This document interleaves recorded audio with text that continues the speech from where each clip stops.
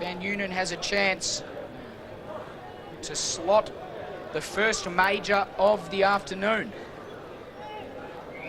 In comes Justin Van Unen, bangs it through. There's the first goal for St Mary's, and a big welcome to all our viewers who are now online live. We apologise for the delay in programming.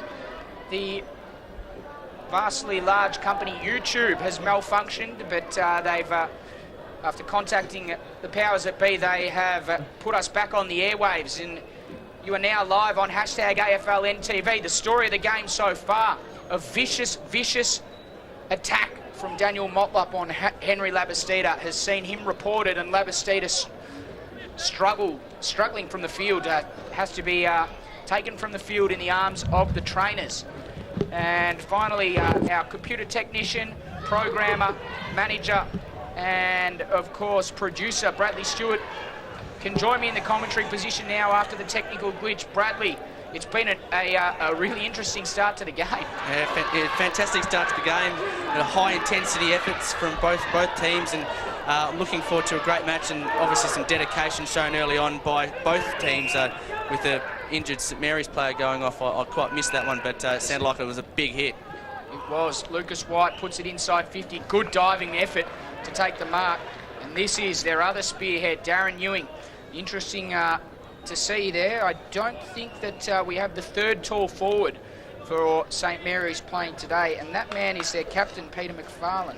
Peter McFarlane, a massive out, but Darren Ewing and Van Unen up forward for St Mary's. They're going to be two hard ones to keep at bay for. Oh, it's a good Wanderers. kick from Darren. Darren goes bang on the trusty left foot of his, and Ewing kicks the goal. So 2 straight for St Mary's after Wanderers had all the attacking prowess and pressure in the first 6 minutes of the game. St Mary's still create an 11-point buffer. 11-point buffer, and Darren Ewing probably looking to head into the Thunder season with some match fitness under his belt as well. So you look forward to seeing another 3 or 4 matches before finals for him, and he'll be looking to kick between 20 and 30 goals in those 4 matches, I would think. That's where St Mary's really punish you, Brad. I think they've had 2 inside 50s today, and they've kicked 2 goals. So they would be one of the most efficient sides in the comp, DK, that's for sure. They make you pay, especially on the turnovers. You can't afford to make silly little errors in your skill errors in footy against St Mary's, because they just make you pay every single time. So the Muck-Mucks hack it forward, but only as far as Ben Rioli. He goes short and finds Mark McLean. Hot pursuit, Patrick didn't quite get there in the end. Leroy Larson goes up for the Saints. Willie Rioli at the fall of the ball. Quick kick inside. Here's Van Unen at ground level. How does he go here? He gathers, turns, kicks on the right foot, and kicks the goal. Wow. Van Unen has 2, Ewing have 1, and the Saints have 3 early goals within 10 minutes of the opening bounce here. And that goal was something special, Bradley Stewart. Something special. It was very good very exciting to see Van Unen and Ewing in the same forward line, but he's a prolific goal scorer down south, and I have no doubt that St Mary's are just relishing the opportunity, having him up forward alongside Darren Ewing, who's obviously the NEAFL leading goal scorer for the last 3 to 4 years. Van Unen, of course, he comes from the Eastern Footy League in Victoria. In the Division 1 competition there, a lot of small grounds. He must be relishing this open space here at TIO, and it's a ground that he's almost made his own in about 4 or 5 games. Yeah, and then you throw Peter McFarlane in there, and then you've got Willie Rioli at their feet. It's just a forward line made to score goals and kick winning scores, that's for sure. Wilson was in and around it, as he so often is. The quick kick forward comes from Nigel Taylor. It's a good mark taken here. And this is the mystery man on my team sheet. It looks like Marlon Motlop, my friend. Yeah, like number 5. There it is, on the team sheet. Yeah, mate, it's on the team sheet tonight. We do have all numbers. There's Marlon Motlop. My apologies. So Marlon Motlop takes the mark inside 50. And he'll have another shot on goal for the Wanderers. So in comes Marlon. On his approach now, he kicks from 40, right foot pulls it across the face of goal, and a minor score. So still yet to kick their first major of the day, the Wanderers. Wanderers just need to steady here. Just obviously 12 minutes into the match, they just don't want to go be chasing St Mary's behind all day. They need to get a goal in the next 2 to 3 minutes just to steady the ship and I guess just stem the flow. John O'Miles kicks a long ball. There was a free kick for interference there. And they're a little bit slow to get the ball back to Leroy Larson. Eventually they do. He goes short. Kick forward from the Saints was intercepted. The Muck-Mucks had men at half forward, but Willarioli just came and crashed the party. Mark McLean's handball is intercepted, and now JJ Motlop has a chance to send Muck-Mucks towards their attack. Liam Patrick was forced to act defensively in attack, and there was a swarm of Saints at the fall of the ball to pick it up. Dangerous kick back, goes towards Jack Long. Thomas Motlop was able to get a good fist in there. Daniel Motlop, or Shane Thorne, sorry, appealed for a holding the man free kick, but in the end, the play continued. Patrick involved in a little bit off the ball there, but nothing too sinister. Ali Bond dropped a mark at half-back for the Muck-Mucks, but Justin Wilson was quick to pounce on the ball. He goes long, has it bounced through for a goal? And shepherded it through, good work. It's a goal. Well done to Justin Wilson. His kick towards the goals was well shepherded through, and another major to St Mary's. Well, you feel like they've had 4 shots on goal. They've converted all of them, and they're already out to a 22-point lead, Bradley. Yeah, 22-point lead with a little bit of weather rumbling off in the distance. As DK, early goals here are going to be crucial to success tonight, and a little bit of feeling going on down in the Wanderers forward line there. Benny Rioli, known for stirring the opposition up, so getting stuck into him, no doubt. Benny Rioli stirring the pot. Mark Blake in the ruck. He won it down, but not to any avail. Nathan McLean got the handball out the back, and now the Muck-Mucks have a chance to go forward to Daniel Motlop. He takes the mark on the chest, turns around, looks up, sees an option, Jared Erlinson takes a comfortable mark, only about 30 metres out. This, you would think, will be their first goal, Bradley. You would think so. Jared Erlinson, I'd back him on the run, but set shot, probably not his forte, but we'll see how he goes. So Jared Erlinson, they've missed 2 gettable opportunities on goal. Can he be the first to enter the goal-kicking list for the Wanderers? He certainly can. And Erlinson kicks the first, and the Muck-Mucks move to 1-2-8 on the scoreboard. 1-2-8, and they still trail St Mary's 4 straight 24. This is hashtag AFLNTV. Once again, our apologies for some technical difficulties that we experienced at the beginning of the broadcast. If you want to join in the conversation, make sure you get on the hashtag AFLNTV, and we can obviously read some of your tweets out. I'm just reading one of them there, and it is a great tweet that we've had come in. Mark O'Donoghue, @_Dave Kennedy. Thanks for wasting 7 minutes of my life. Hashtag lowering the standard. Hashtag AFLNTV. Well, I'm sure the O'Donoghue boys, hopefully you're enjoying the call from now, but we are back. We are on the air now, and we're live and kicking, Mark. And we're going to be on the air until the close of play today. So the Saints out of the last line of defence. Ben Rioli scrambled a kick to Jared Eilert. He's got it at half-back, immediately looks in board, sees his brother Cameron, gets it to him. And look at the switch play across half-back. The link-up player there is Iggy Valeggio. What a trio they've been for St Mary's. Eilert and Valeggio. What a link-up. Not too bad. And have a look at the kick from Valeggio. It opens up some space there for Ralph Clark. He can't quite gather it the first time. Now Mark Blake. Geez, the big ruckman's going to be forced to kick here. His kick is a good one, however. Spots up a teammate running forward. Now there's Orton. He gets a chip kick inside and finds Shannon Rioli. So Rioli's got it on the far half-forward flank.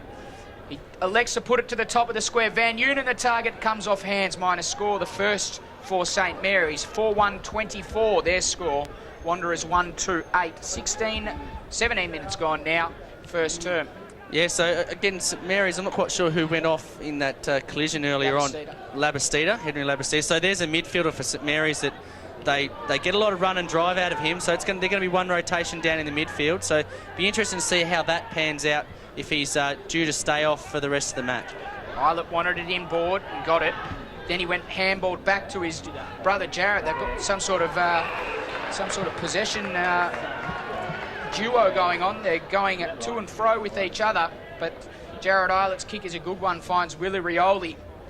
Cheney medalist from last year's grand final, kicked 5 goals in what was a match-winning performance for St Mary's last year. So, Willie Rioli goes back and goes bang. He certainly does, Bradley. He kicks another goal from set shot, and St Mary's extend their lead. They move to 5-1-31. Wanderers 1-2-8. We've got another tweet that's come in there, Bradley. And this one is from @Jackamacca.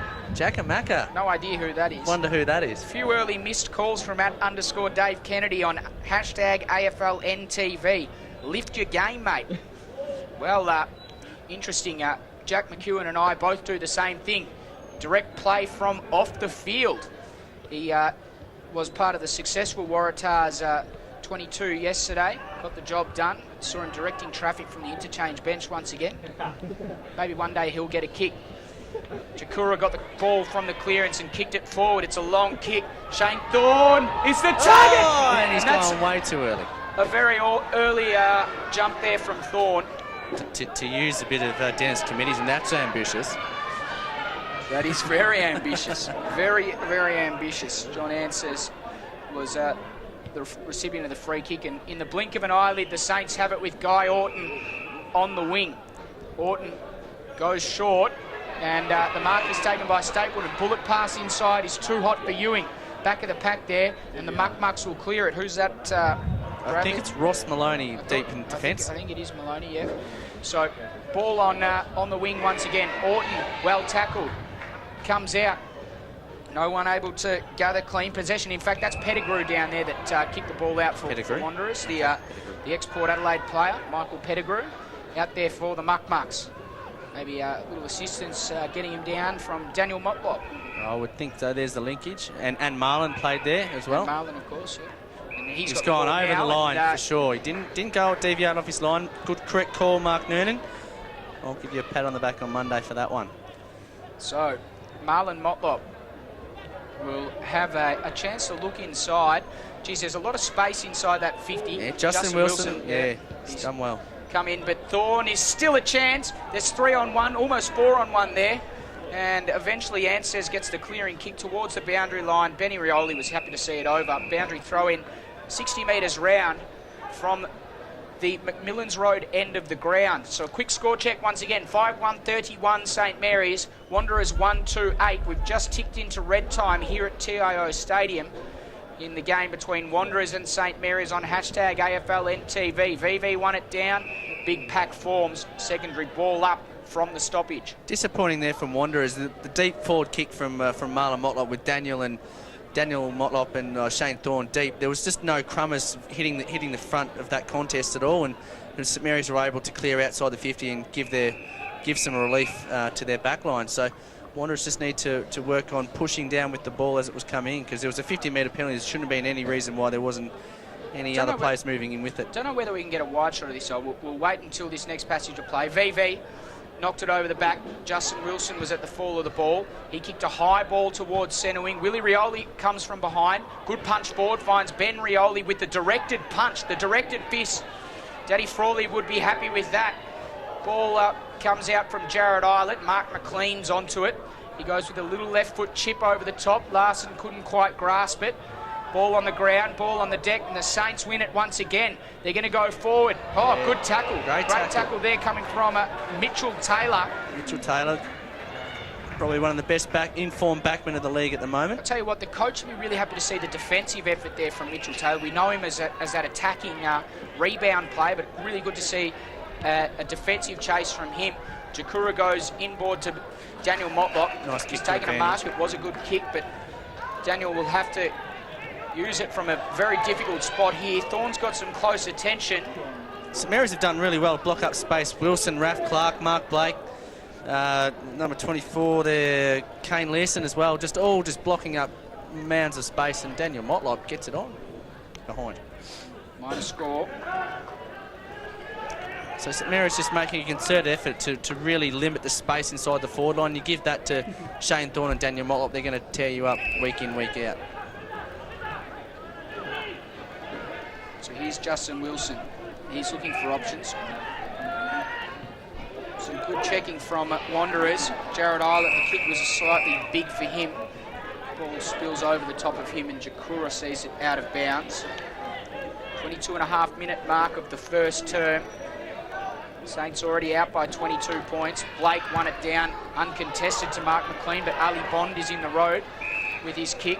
He can handball off there to JJ Motlop, but in the end, Motlop peels off further and he kicks to him. So JJ Motlop goes laterally across the ground. To Wheatra. Wheatra comes inside. VV was the target. Getting in the way there was Shannon Rioli. Look at the defensive efforts there from St Mary's. They've just got so many numbers across half back here. goes down too, though, after that effort. Interesting. So in the middle of the ground, here's Ewing. He's pushed right up the ground. He kicks a booming left foot kick, but there's a 50-metre penalty and it's going against JJ Motlop for encroaching the mark without the umpire calling play on. So Ewing will have a chance to kick another goal for the Saints.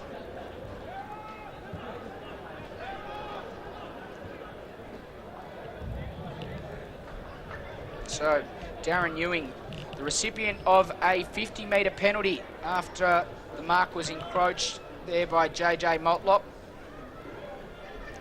He'd have to, if he wants to kick the goal, well within his range. He'd have to kick from about 55 metres out. Flag suggests maybe slightly assisted by the wind.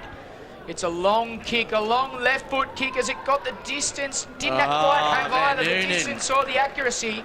But I'll tell you what it had a teammate waiting for it, and that was Justin Van Unen. So he's taken the mark on the goal line. Let's see how he manoeuvres this situation. Protected the flight of the ball just nicely there, and Wanderers just weren't good enough to get a fist on it. Now, this is a very methodical process that footballers undertake now. He stands completely perpendicular to the goals and then takes 2 steps and kicks the goal on his left foot. Perfectly executed, and a goal the result. St Mary's have kicked away here at TIO Stadium. 6-1-37. They lead Wanderers 1-3-9.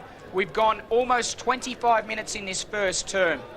There wouldn't be many times in Darren Ewing's career in football, and obviously he's kicked a lot of goals, that he's been overshadowed in a contest by another forward. And Dustin Van Unen is just showing his class today, and it'd be interesting to see who finishes on top in terms of the goal-scoring abilities of both of these guys. But Van Unen 3, Ewing 1 at the moment. I can see Van Unen kicking a lot of goals due to Ewing receiving a little bit more attention. So ball back in the middle of the ground. No ruckman either able to get any ascendancy. Cameron Eilert just tries to smash his way through. Can't quite. And a ball up the result. Goes straight up. Miles won it down convincingly. And the Wanderers supporters appealing for a free kick there to Nook Mansell. Not happening. Meantime, the ball kicked to half forward. And it spills out of bounds. Half forward will not occur because that's the quarter time siren. At quarter time, the score 6-1-37.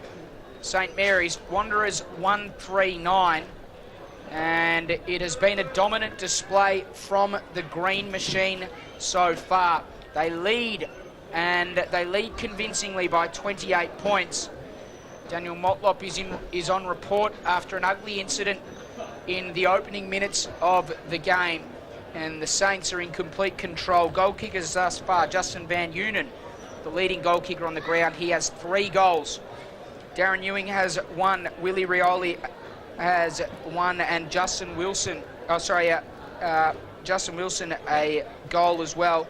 And just the 1 goal to Wanderers, that was kicked by Jared Erlinson. So at quarter time, work to do for the Muck Mucks, the Saints in control. 37 plays 9 here on hashtag AFLNTV.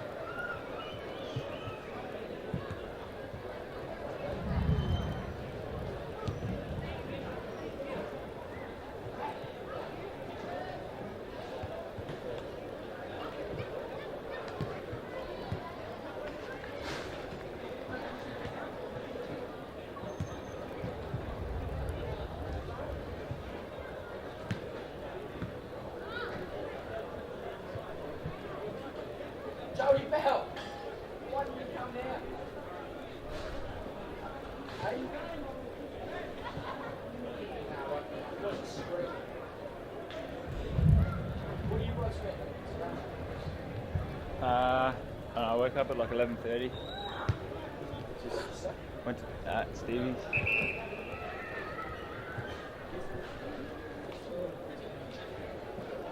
Leighton Hewitt. How'd you play this morning? What'd you hit this morning? What'd you hit this morning? Oh no. Hashtag Dave and Brad. Thanks.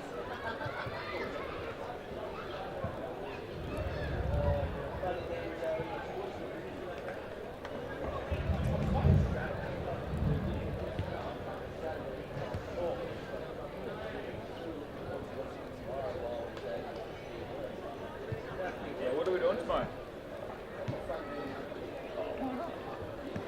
Oh, we should go for beers. Now Gav's at work, we should go for beers.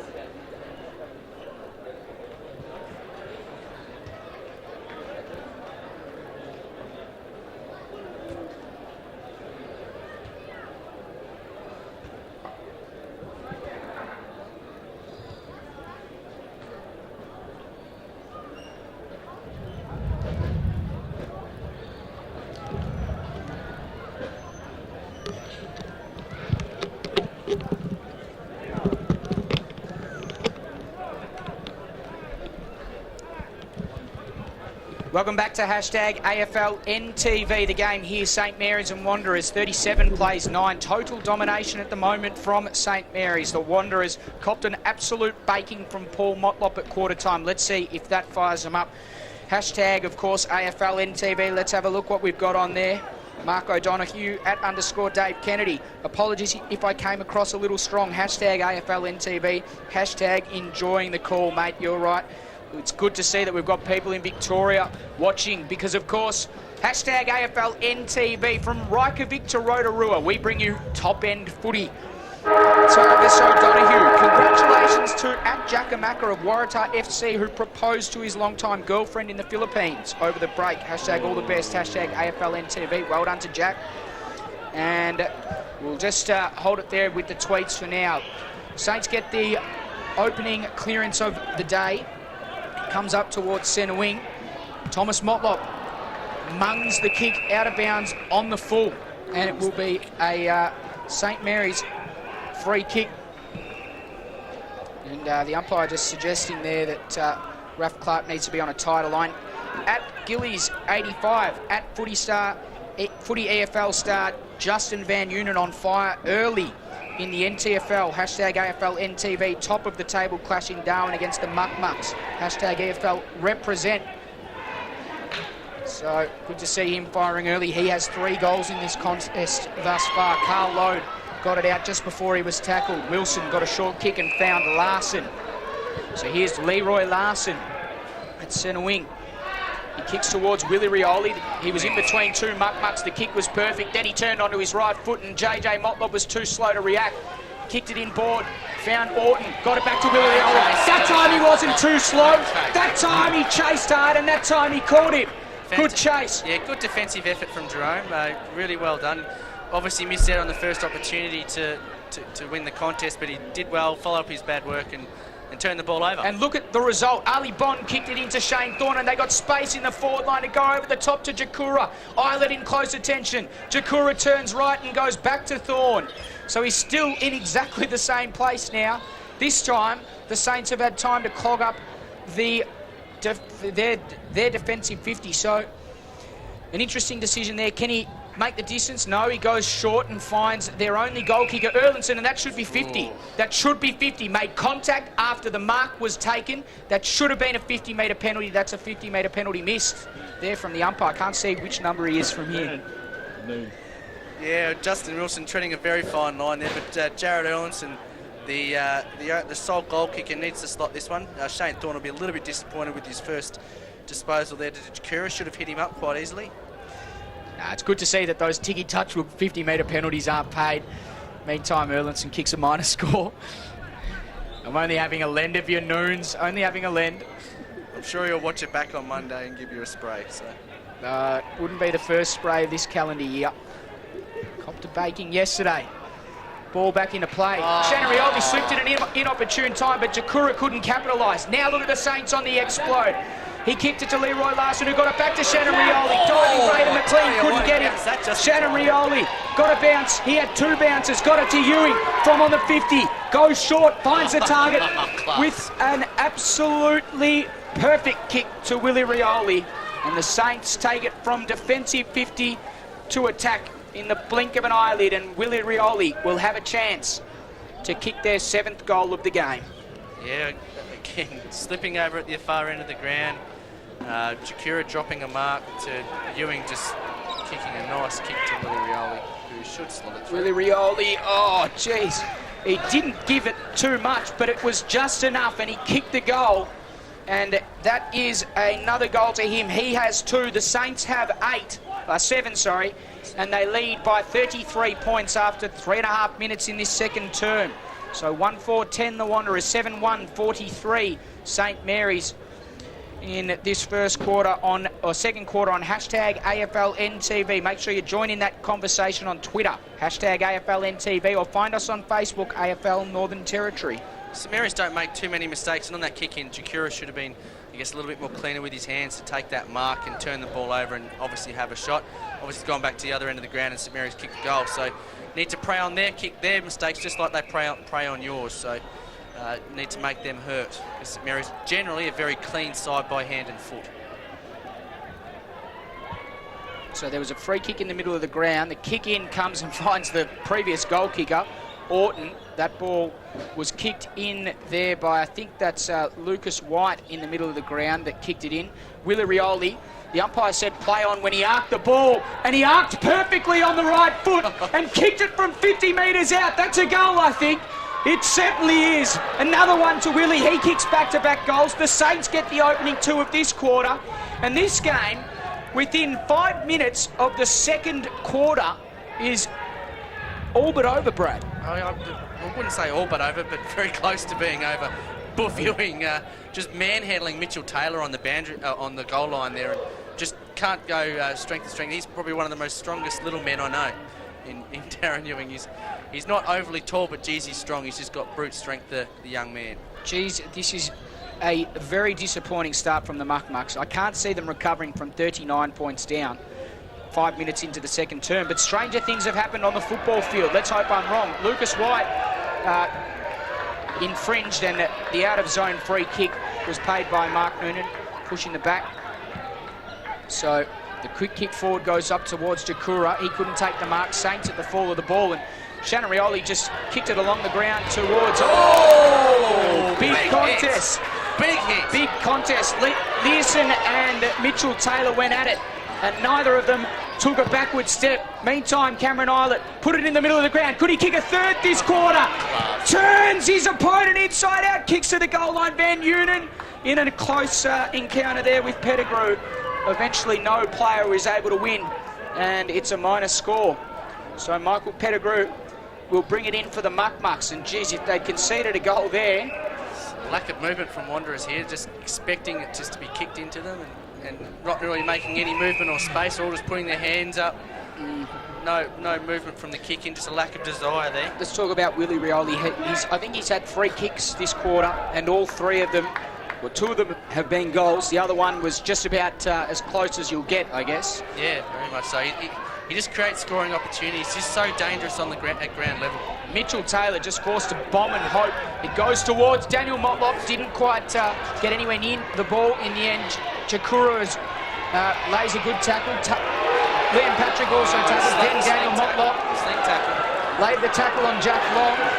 He just held on to him. He wasn't aware that the ball came out. He slung Jack Long to the ground, and I don't know whether he's going to go in the book again for a sling, but maybe not. But yeah, didn't see the ball come out. It's just come out in the tackle. Yeah, I'm not convinced that was an act of malice as much. There was no malice in it, but if the ball has come out and you're still not in clear possession of the ball, it is a free kick either way. It's directly paid. Wanderers crew not really happy with it. Nah. Miles and VV in a contest. Coming over the top there was Nathan McLean. He got an accidental boot to the head from Mark McLean after he hit the ground. Ali Bond is in close pursuit. Daniel Motlop tries to crash through. That was a good effort from him, put his head over the footy. And then Jared Eilert in the situation tried to kick a small little chip around the corner, but only as far as Daniel Motlop. He goes inboard, finds Erlinson. The lead comes from Thorne. He goes shorter than that towards Jakura. It spills through numerous players. Liam Patrick was the only one that got near it. He tapped it out to JJ Motlop, kicked it to a dangerous position on the ground. No one able to gather it. Saints under pressure in their defensive 50, but they're going to get it out once again. It comes out towards Raph Clark, but Motlop was in front. He was being held on to. That is, I'm sorry, but that is just an absolute horrible free kick. He's holding his ground. He's protecting the drop of the ball. He's in the marking contest. I cannot understand why that's a free kick. Sorry, but that is pretty bad. Yeah, not sure about that one, of course. That umpire, Aaron Bennett, he's the umpire for the day, and he did jump on the hashtag before the game. So sorry, Aaron, but I disagree with you on that one. I think it was right. No. He's a hashtag AFL NTV enthusiast. We need to protect them. We've only got about 3 of them. So here's Mitchell Taylor. He's working it across the ground. The target in the end is Keelan Fijo. It's the 2 number 20s in a battle of speed. Fijo and Orton. Fijo wins out, and then he hits a brick wall, comes inside. The target was JJ Motlop. Couldn't quite get to it. Handball comes out. Maloney's floated forward. He kicks short and finds Thorne. Good entry.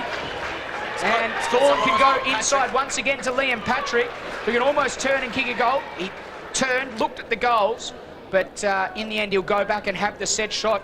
And geez, no more important kick than this one for the Muck Mucks so far. They must kick this goal. Yeah, must goal here from Liam Patrick if they're going to stay within touch. But with this weather in the distance, I'm not quite sure how much time they've got left to get more closer.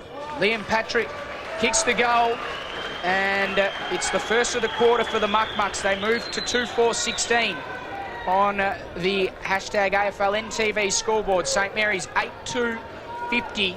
So that margin already at 34 points. We've gone 10 minutes into the second quarter.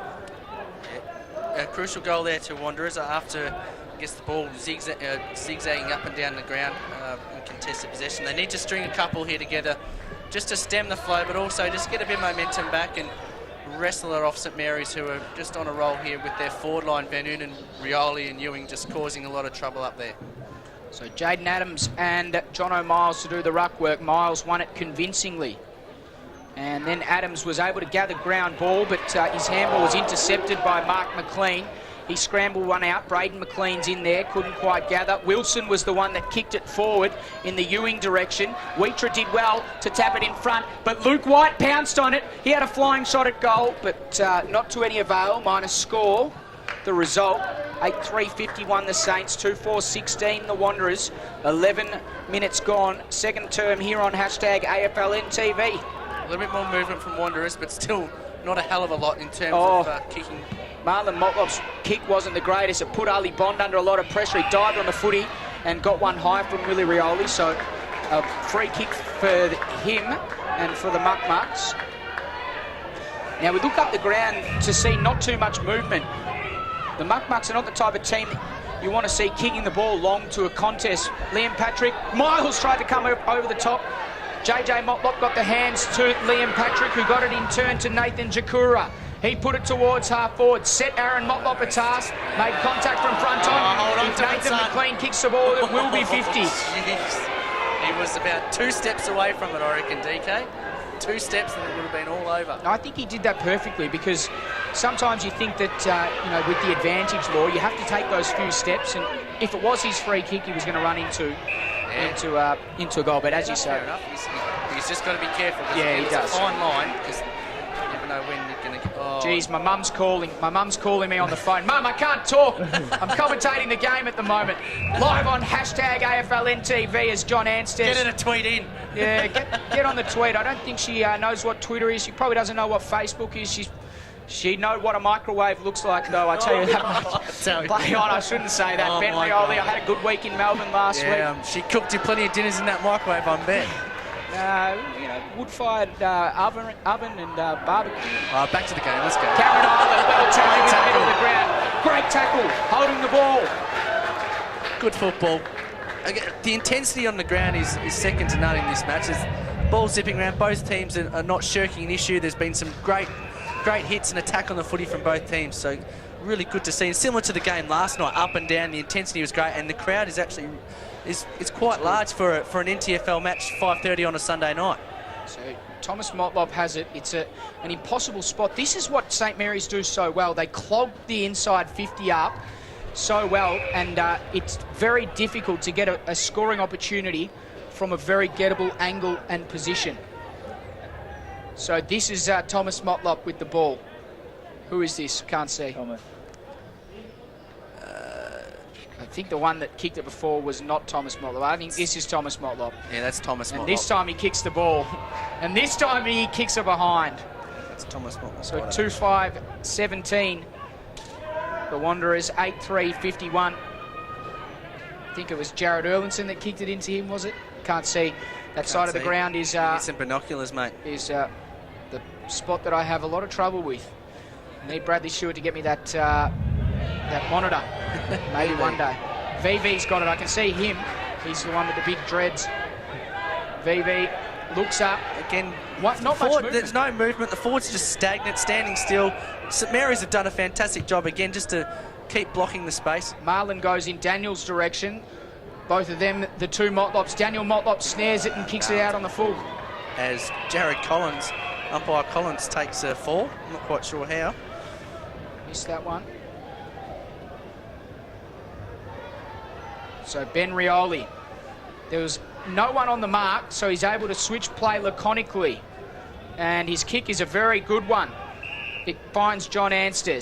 So Anstey has it. He's at defensive 50. And he goes in the Learson direction. Can't gather, but at the back there is Cameron Islet. He kicks in the Van Noonen direction. It was a difficult kick. He was under pressure and he put it out of bounds on the full. It would have only been by a few centimetres, though. Yeah, I think so. Boundary umpire about 40 metres away, so got some good eyes. Kicks into the middle. This is Aaron Motlop. He's got it just backwards of the middle of the ground here for the Muck Mucks. Goes with the short kick and finds Erlinson. Daniel Wheater has run all the way down from the full back line. Sorry, that's Joel Cabillo, that kicked it in. Big punch coming over the top. Any advantage, no advantage. And basically, the kick wasn't the greatest. They had to make a contest of it and make the Saints earn that free kick. It was an ugly contest, though, I think. It wasn't really necessary. Luke White is the intended target. He got it on the second bounce and then handballed it back. And now Anses has a chance to put it into the ground. But BB came in and punched the ball and slammed it into the post. Geez, that would have brought the house down. Geez, Bradley Stewart, for all those interested, he actually has some sort of affiliation with the Wanderers Football Club, if you hadn't yet realised. So, ball back into play. It's a long kick, finds Raf Clark. Still call it as I see. What a mark by Raf Clark. Did you see that? Yes, Missed it again. He goes short, finds Mark Blake. Then in turn of the running Ben Rioli, who kicks it to Justin Van Unen. He's got it just outside 50. Turns around, looks, big flash of lightning in the background. Load is screaming for it. He's been all alone for the last 10, 30 seconds at least. Still on his own, still no one near him. Now they close up on him. Ewing on his own now, top of the 50. And that's where he goes. Oh, you should coach footy one day, Bradley. It's pretty poor marking from Wanderers, and Aaron Motlop, there's one of the Wanderers players that was free. There's a couple others free sitting inside the 50 as well. Just pretty poor defence in general. So this is Darren Ewing. He's kicked one today, and it was a good goal at that. He'll have to kick from just inside 50, directly in front. Left foot kick is ugly, but gets the job done. Once again, Darren Ewing gets it done, and it is a goal for St Mary's. Their 9th of the afternoon this evening, and they move to 9-3-57 on the hashtag AFL NTV scoreboard. Wanderers 2-6-18. 17 and a half minutes gone, second term. Yeah, again, just lacklustre defence from Wanderers there. There's got to be better marking. Load was all on his own for a good 30 to 40 seconds, and once they closed up on him, they've sagged off Ewing, who's just literally walked into 10 metres of space. And you hold on to the ball long enough, something's going to open up, because with the laziness of that sort of defence. Hashtag AFL NTV punters, get onto it on Twitter, or find us on Facebook, AFL Northern Territory. If you want to join in the conversation, let us know about this game. It hasn't been good viewing if you're a Muck supporter, but Braden McLean has it in the middle of the ground. Now he looks up. Once again, this stop-start variety of football is not what the Mucks want to play. He goes towards Jakura, or Thomas Motlop. There was a free kick as I think there was about 3 in line of that push, and yeah, anyway. Luke Stapleton go as well. Goes short. I'm joined here by number 1 Wanderers ticket holder Bradley Stewart in the commentary position. Here's Jared Eilert in the middle of the ground. Aaron Motlop stands the mark to hold him up. Saints, they play this possession football so well as he kicks towards Leroy Larson and Braden McLean in a contest. Larson just taps it along, just keeps keeping it in front of him and tapping it along. Willie Rioli wasn't able to pick it up. Then he did, got the hands off. Mark McLean can have a shot at goal and kick a goal. Oh, yes, and kick a goal he does. And this is starting to get ugly for the Mucks already, Brad. Turning into a bit of a procession there, but as you called it, St Mary's maintaining possession. They do it quite well. They starve you of the footy. They wait for the right option to open up rather than forcing a long kick to a contest. They don't like to kick long to contests. They like to see to spot up that 10 to 15 metre, or the 15 to 20 metre kicks, and just maintain that possession, moving the ball up the ground by hand and foot. And rather than Wanderers just bombing it long to a contest where they don't have the 6'5" talls that St Mary's do either. So I think Wanderers need to look at their game plan and sort of take a leaf out of St Mary's book if they're going to get back into this contest. Jared Eilert gets the clearance. They're going to kick another one here, you'd think. Wheater gets a hand in the road there, but still the ball's locked in. Ewing's got it. Ewing turns around. Ewing kicks the goal, and another one to the Saints. Well, it's just an easy game for St Mary's at the moment. How clean was the takeaway from Jared Eilert? He had time to steady and kick the ball to the most dangerous spot on the ground. And when you've got Darren Ewing and Justin Van Unen there, you'd think that every time one of them is going to kick it, mark it, take the mark, or if they don't, you've got Willie Rioli at the fall of the ball. Just scooping it up and just having a field day. So 3 apiece for each of those guys. Justin Wilson and Mark McLean 1 each as well early on. Singles to Liam Patrick and Jared Erlinson from Wanderers. Wanderers, I guess the barometer of Wanderers is Aaron Motlop, and I haven't really noticed him a hell of a lot in today's contest, and he's one of the guys that they need for him to get his hands on the ball a hell of a lot more. Well, here he is. He's come away with the takeaway. What can he do with it? I noticed this. Ali Bond is playing loose in defence, but he's not able to gather that one. And then he threw John O'Miles to the ground. It's just that undisciplined Wanderers football that unfortunately has become too characteristic of their game at times. Van Unen's attempt at mark there was well spoiled by Pettigrew, and a boundary throw-in is the result. It's definitely missing a big man, Bobby McCallum, in the ruck today. Liam Patrick and up against the size and the strength of Mark Blake and John O'Miles is a handy chop out when you need him. So Liam Patrick and Jaden Adams just got their work cut out for sure. Well, Brad, you mentioned the weather and hoping that it stays away, or it might be too late for the Wanderers. I actually think they would like it to rain, because we remember the game that they played against Nightcliff, and they were in total command and control, and they played almost perfect wet weather football. So I reckon if the weather comes, it might play into their hands, but will it be too little too late by that stage of the game? They're not clean with it at the moment without the rain, so they need to be a hell of a lot cleaner with it, you think? True. Joel Cabillo goes wide. Here's Nathan McLean with a little bit of space to work with. Orton comes in to close his space. He forced a kick into the pocket, but Daniel Motlop takes the mark, but the kick was out of bounds on the full. Once again, St Mary's able to force the leads wide and force the Muck Mucks into positions that are extremely difficult to score from. That's a rare error in defence. Shane Thorne, will he make them pay? He does, and he finds Daniel Motlop on the short lead. So a very gettable opportunity for him from about 40 metres out. Yeah, very gettable. What did the Prez just say? Prez, come back. We want to know your thoughts. So we just had Ben Cocker come in to the commentary box. President of the Wanderers. I'm not quite sure why he's smiling at yet, because it's not a very good showing. Maybe this will be the start of their run as Daniel Motlop comes in, converts from set shot. A goal to Daniel Motlop. They move to 3-6-24. They still trail by a heck of a lot. 11-3-69 St Mary's. 23 and a half minutes gone, second term here at TIO Stadium on hashtag AFLNTV. This is Dave Kennedy, and I'm joined by Brad Stewart, who is the #1 ticket holder for the Muck Mucks, former Premier League player. I think he won 14 best and fairest with the club. Hall of Fame member down there at the Shed. The Hall of Fame there yet to be built, as is walls on their clubhouse yet to be built. Rightio. You finished? What are your thoughts on the game? My thoughts on the game is that Mary's just continue on their merry way to yet looking like just depressing their cause for, I guess, premiers and champions. I'm calling it now. They're not going to go defeated this year. Inside, finds load, can't quite take the mark. The ball spills out the back though, and now Mitchell Taylor has a chance to clear defence. Look at this, a foot race. Ben Rioli and JJ Motlop.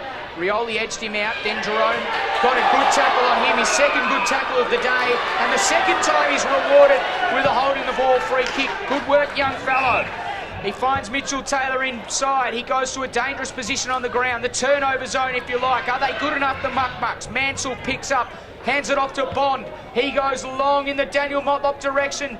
Daniel Motlop, he judged it better, and he was able to take the mark, and he'll have a set shot on goal from near enough the same spot that he kicked the last. Yeah, fantastic mark again, protecting the drop of the ball, using his body to hold his opponent out, and Raph Clark probably could have been a little bit better then to come back into the pack and to spoil that one away. But good turnover, good tackle and pressure by JJ Motlop against Ben Rioli, who's is such a class act. Here is Daniel Motlop. The kick looks almost identical. It gets the job done once again, and Wanderers have consecutive goals for the first time in the game. 4-6-30 their score. St Mary's 11-3-69, and we've gone 25 and a half minutes in this second term. So you're closing in on half-time. Two vital goals for Wanderers, just keeping, I guess, a little bit of momentum, some safe face for that first half, but something that they'll want to forget moving into the second half and the third quarter, where they can, I guess, hopefully maintain a little bit of momentum and peg a few more goals back. So the weather on the precipice at the moment, you'd think the colours of the rainbow on the horizon suggest rain is imminent. Aaron Bennett slams it into the turf. It's a reasonably good bounce. Patrick was good enough to win the tap against Mark Blake. The ball's still in the middle of the ground. Mansell's on the bottom of the pack. Did he get one in the back? The Muck Mucks band suggests he did.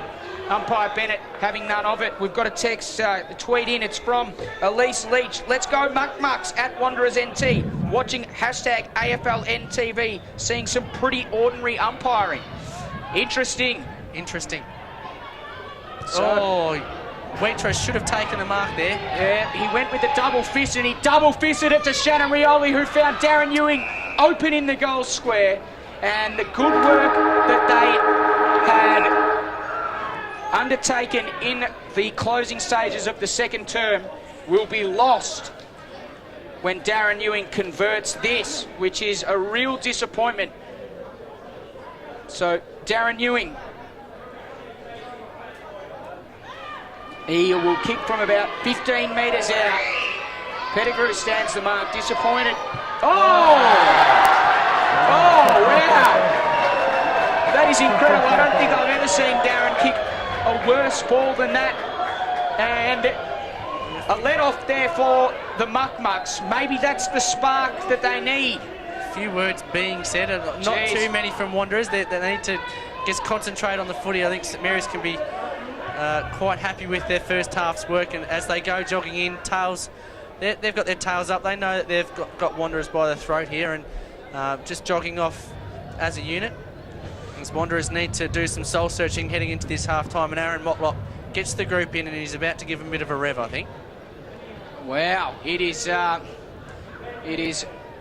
I'm still absolutely shocked by that. The crowd shocked. You expect him to kick that every day of the week, wouldn't you? Oh, geez, I don't think I've ever seen a set shot as bad. But Aaron Motlop has rallied the Wanderers troops at the moment, and they are about to get a baking from Paul Motlop. Maybe he's talking about what objects they can use as a shield when Paul Motlop absolutely bakes them. We've got a tweet that's come in from Oliver Cook at OCook32 at underscore Dave Kennedy.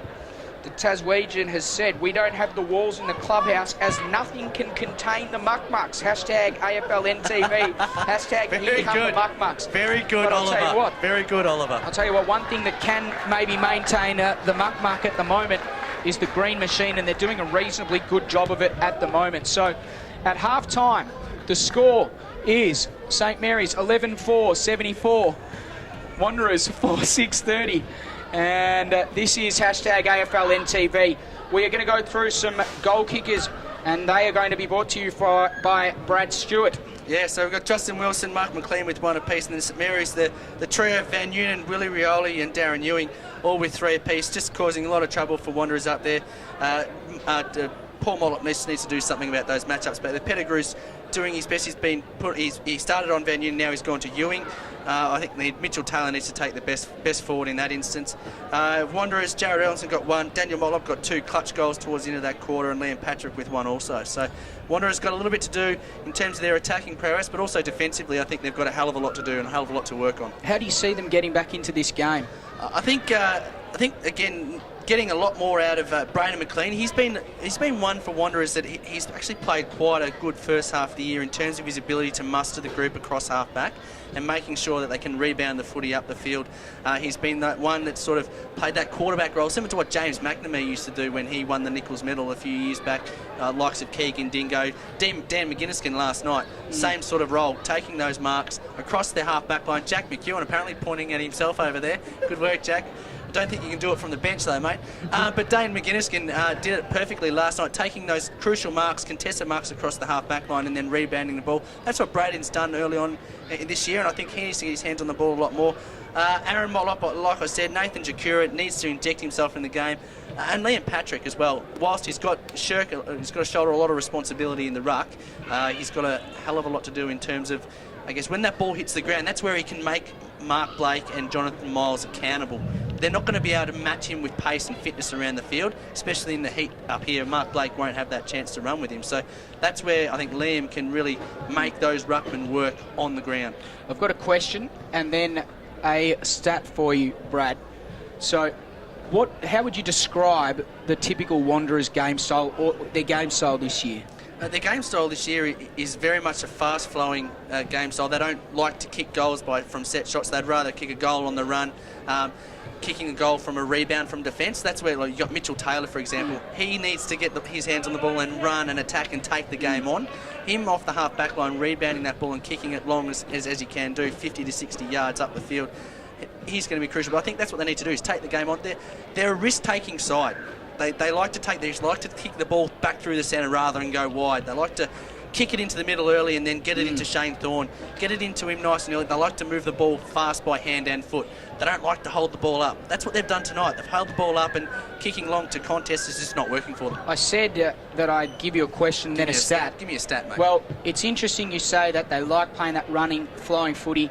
They've kicked 4 goals and they've kicked them all from set shot. I think Wanderers are playing un-Wanderers-like football. I think that they need to start rolling the dice. Kick the ball into the middle of the ground. Don't take that really sort of possession option of kicking the ball down the line, because they're not going to take the mark. And if they don't, they don't look like they're going to rove the ball. They need to start taking those risks, being bold. We saw some great fast-flowing footy yesterday from the Bombers. It didn't quite prevail in the end, and we also saw some huge, some running plays from Districts. But Wanderers at the moment, they're playing stop-start footy, and it does not suit them in my eyes. 4 goals from set shots. Well, the score at half-time, once again, is 11-4-70 St Mary's. Wanderers 4-6-30. We'll be back after the half-time break for the second half of this game on hashtag AFLNTV. Before we go, though, make sure you use that hashtag. Let us know your thoughts on the game so far. Hashtag AFLNTV on Twitter and on Facebook. You can find us at AFL Northern Territory from Reykjavik to Rotorua, wherever you're watching around the world. We hope you're enjoying the coverage on hashtag AFLNTV. We will be back after this short hiatus.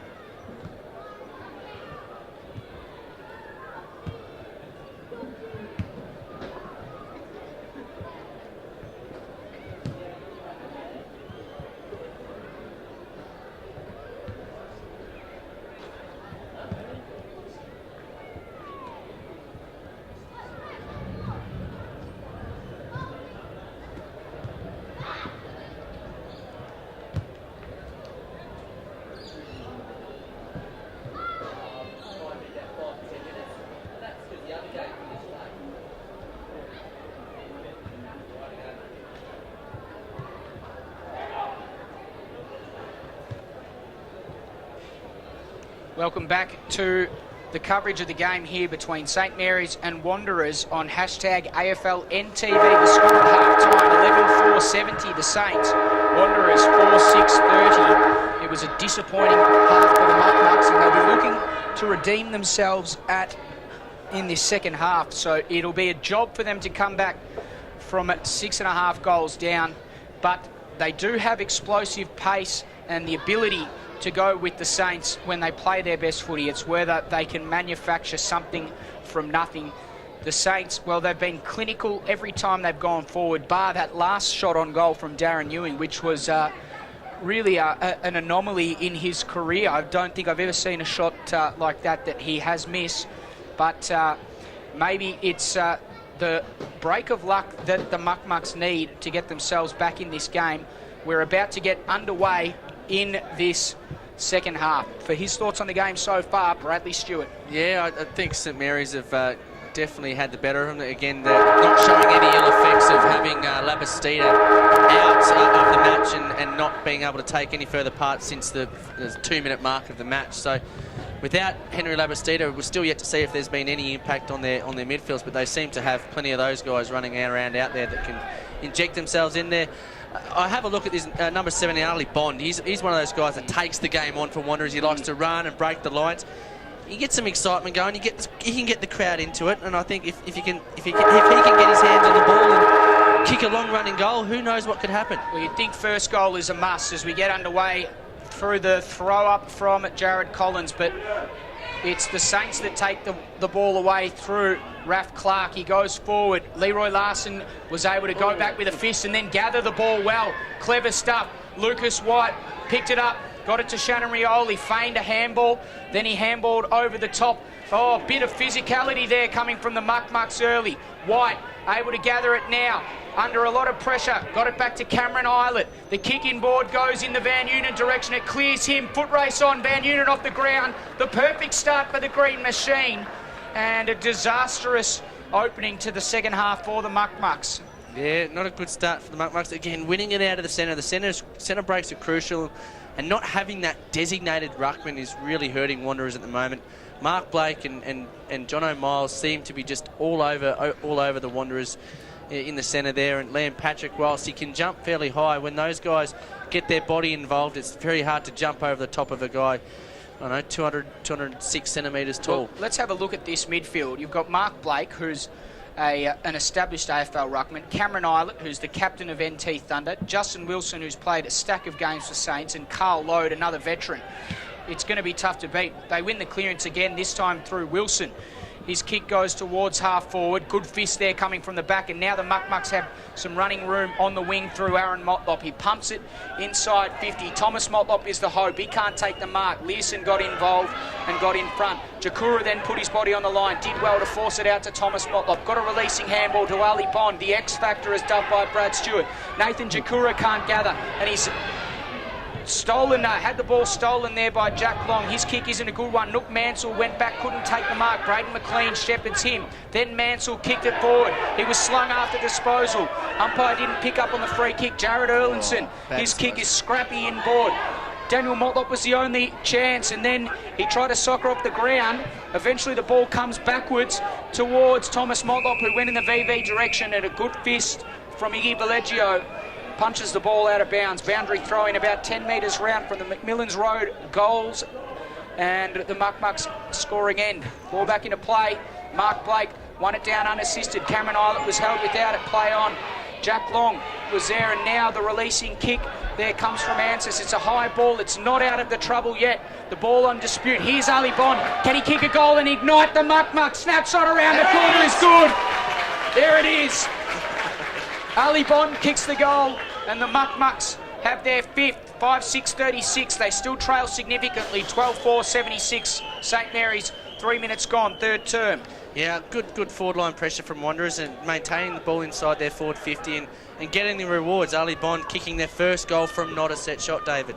But yeah, he loves a running goal, and yeah, try to getting the crowd into the game might be what Wanderers need to do. But just having a look at St Mary's spine, and you've got Raf Clark and Johnny Anses and Iggy Valeggio across the half-back line. You've got and Jack Long not the worst player either. Yeah, Cameron Eilert sitting in the middle. Then you've got Darren Ewing and Justin Van Noonen sitting at full forward, centre half forward, just playing 2 deep forwards. But what a spine! Then you throw Peter McFarlane into the mix there, and it's just undoubtable experience in that team. Well, Mark McLean was able to gather on the wing and take a bounce. Jakura in hot pursuit. He got the hands away just in time. Guy Orton with a kick inside 50. Willie Rioli overran it. So did Justin Van Noonen. Back of the pack is Marlon Motlop. His handball is errant and it goes out of bounds. And a boundary throw in the result. So St Mary's 25 metres into their attacking 50 and they lead by an even 40 points at the moment at the top of the third quarter here. Ball back into play. Noah Ruckman was able to gather the tap. Shannon Rioli went in to dive on the footy. He couldn't. Now a swarm of players around the ball and a ball up imminent and called by umpire Bennett. Another key defensiveman running for St Mary's tonight, Kevin Tanuach as well. A guy that plays across the half-back line, gives them a lot of strength and stability across there. Not playing for St Mary's today also. Ball's kicked forward. Off the ground. Ewing. Off the ground. Ewing couldn't quite. It didn't make the distance in there. Oh, no, it hit the post. And came back in. I thought, oh, geez. Kamikaze kick. What? It is a kamikaze kick. And the mark has been taken. And this time I think that's Cameron Eilert that's taken the mark. Inside 50. And he's as hard as nails. He copped one in the head, in the back of the head from Shane Thorne. But Eilert to his feet. And should convert a set shot goal for the Saints after a terrible kick in. No, terrible kick in. Just take your time. Wait for the right option to open up and not rushing it. And they're just going to dig themselves a bigger hole, Wanderers. Cameron Eilert makes no mistake, and they make them pay from the clanger. Clanger. Again, they make you pay for any mistake across the field, whether it's across half-back, deep in the back line or in the midfield, and rightly so in their forward line. You turn it over inside their forward 50, they're undoubtedly going to score, and more often than not, they're going to score a goal. And apart from Darren Ewing's indiscretion at the end of that second quarter, St Mary's are kicking sensationally, 13-5. You say 13-4 without Darren Ewing's pretty ordinary kick. That's just extraordinarily good football. So another goal for St Mary's. They're out by 46 points here in a game that was definitely predicted to be closer by the punters. Lucas White kicked it forward. Shannon Rioli was the target, cleared him. Leroy Larson's there at the back to try and gather. He does eventually, but the ball spills out of bounds. Boundary throw in. So the ball brought back into play. VV was comprehensively defeated in the ruck there. Taylor couldn't quite gather the ball. The Muck-Mucks have no clean possession, however, and another boundary throw in. I think that's probably a difference. The main difference I've seen tonight is the St Mary's cleanliness by hand and foot with the ball, hitting up targets, whereas Wanderers are struggling to, I guess, just maintain possession of the footy just in free-flowing play. Ball goes inside 50. Ewing is at the back, couldn't quite snare it. Hands in the back, umpire says, and the Muck-Mucks get a free kick. So Wheatrap pumps it out of defence. It's a big fly there at the back. I think that was Marlon Motlop, maybe. Can't see. Jakura, was it? Too far away from me, Bradley. Thorne got a little kick around the corner. Joel Cabillo went in there, got the hands off. And now the Muck-Mucks try to kick it forward. Here's Patrick, scrambles a handball out, and then a big high contact free kick. That's what they need to do. Just maintain possession of the ball and take the hit rather than worry about giving up possession too easily. Just take the hit. If it comes high, it comes high.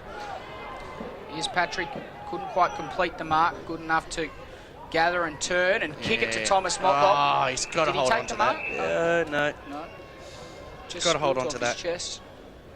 So another stoppage, this time at half forward for the Muck-Mucks. The weather's fast approaching. You can hear the thunder rumbling, getting closer and closer, DK. So some good work in close from Jared Erlinson. The releasing handball to Ali Bond. Here's Thomas Motlop with clear running. Centering kick. Look at this, a 3-on-1. 3 Saints converge on Daniel Motlop and they work it out with aplomb.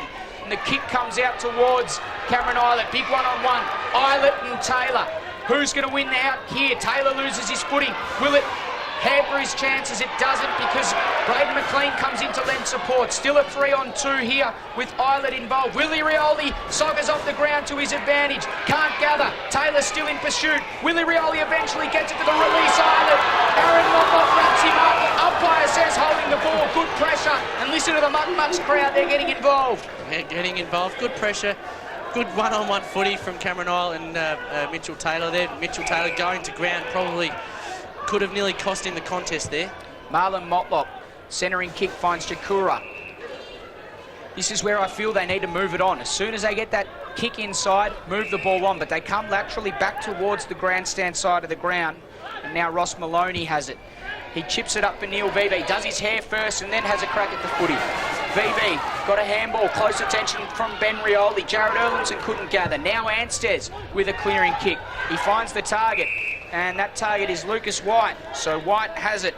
I think you called it well. They need to take the game on, get the ball and play on at every opportunity, and don't give St Mary's that opportunity to reel back and just plugging the holes in their attack. That was a rare possession error from the Saints, and it found Braden McLean on the chest, who went inside to Mitchell Taylor. Look at this stop-start footy. So Shane Thorne, that's almost play on. He just kept pleading with the umpire and walked towards him, but got away with it in the end. Pettigrew puts it inside 50. Ali Bond weighed it down. He's almost being held there. Thomas Motlop with a cheeky 1-2 with Daniel. Didn't work out, and the Saints will clear. Here's Load on half back. Trying to be too cute with the ball. Trying to be too cute. Take the ball, take the tackle. You're not going to get done for holding the ball if you take the tackle. If you haven't had any prior opportunity, get the ball, lock it in there, and reset. Carl Lowe, his kick was intended for Miles. It cleared a big pack. 2 Wanderers went up. No one able to gather. Cameron Islet sees the ball out of bounds, and a boundary throw in right on the centre wing there in front of the umpire's race. Mark Blake's just going to be all on his own here. He's all on his own. VV was slow to get to the contest. I think he had so much time he didn't know what to do with it.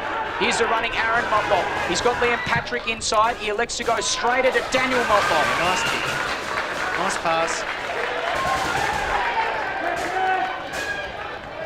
So the Muck Mucks fans pleading for a 50-metre penalty. We know that Daniel certainly has the ability to kick this goal.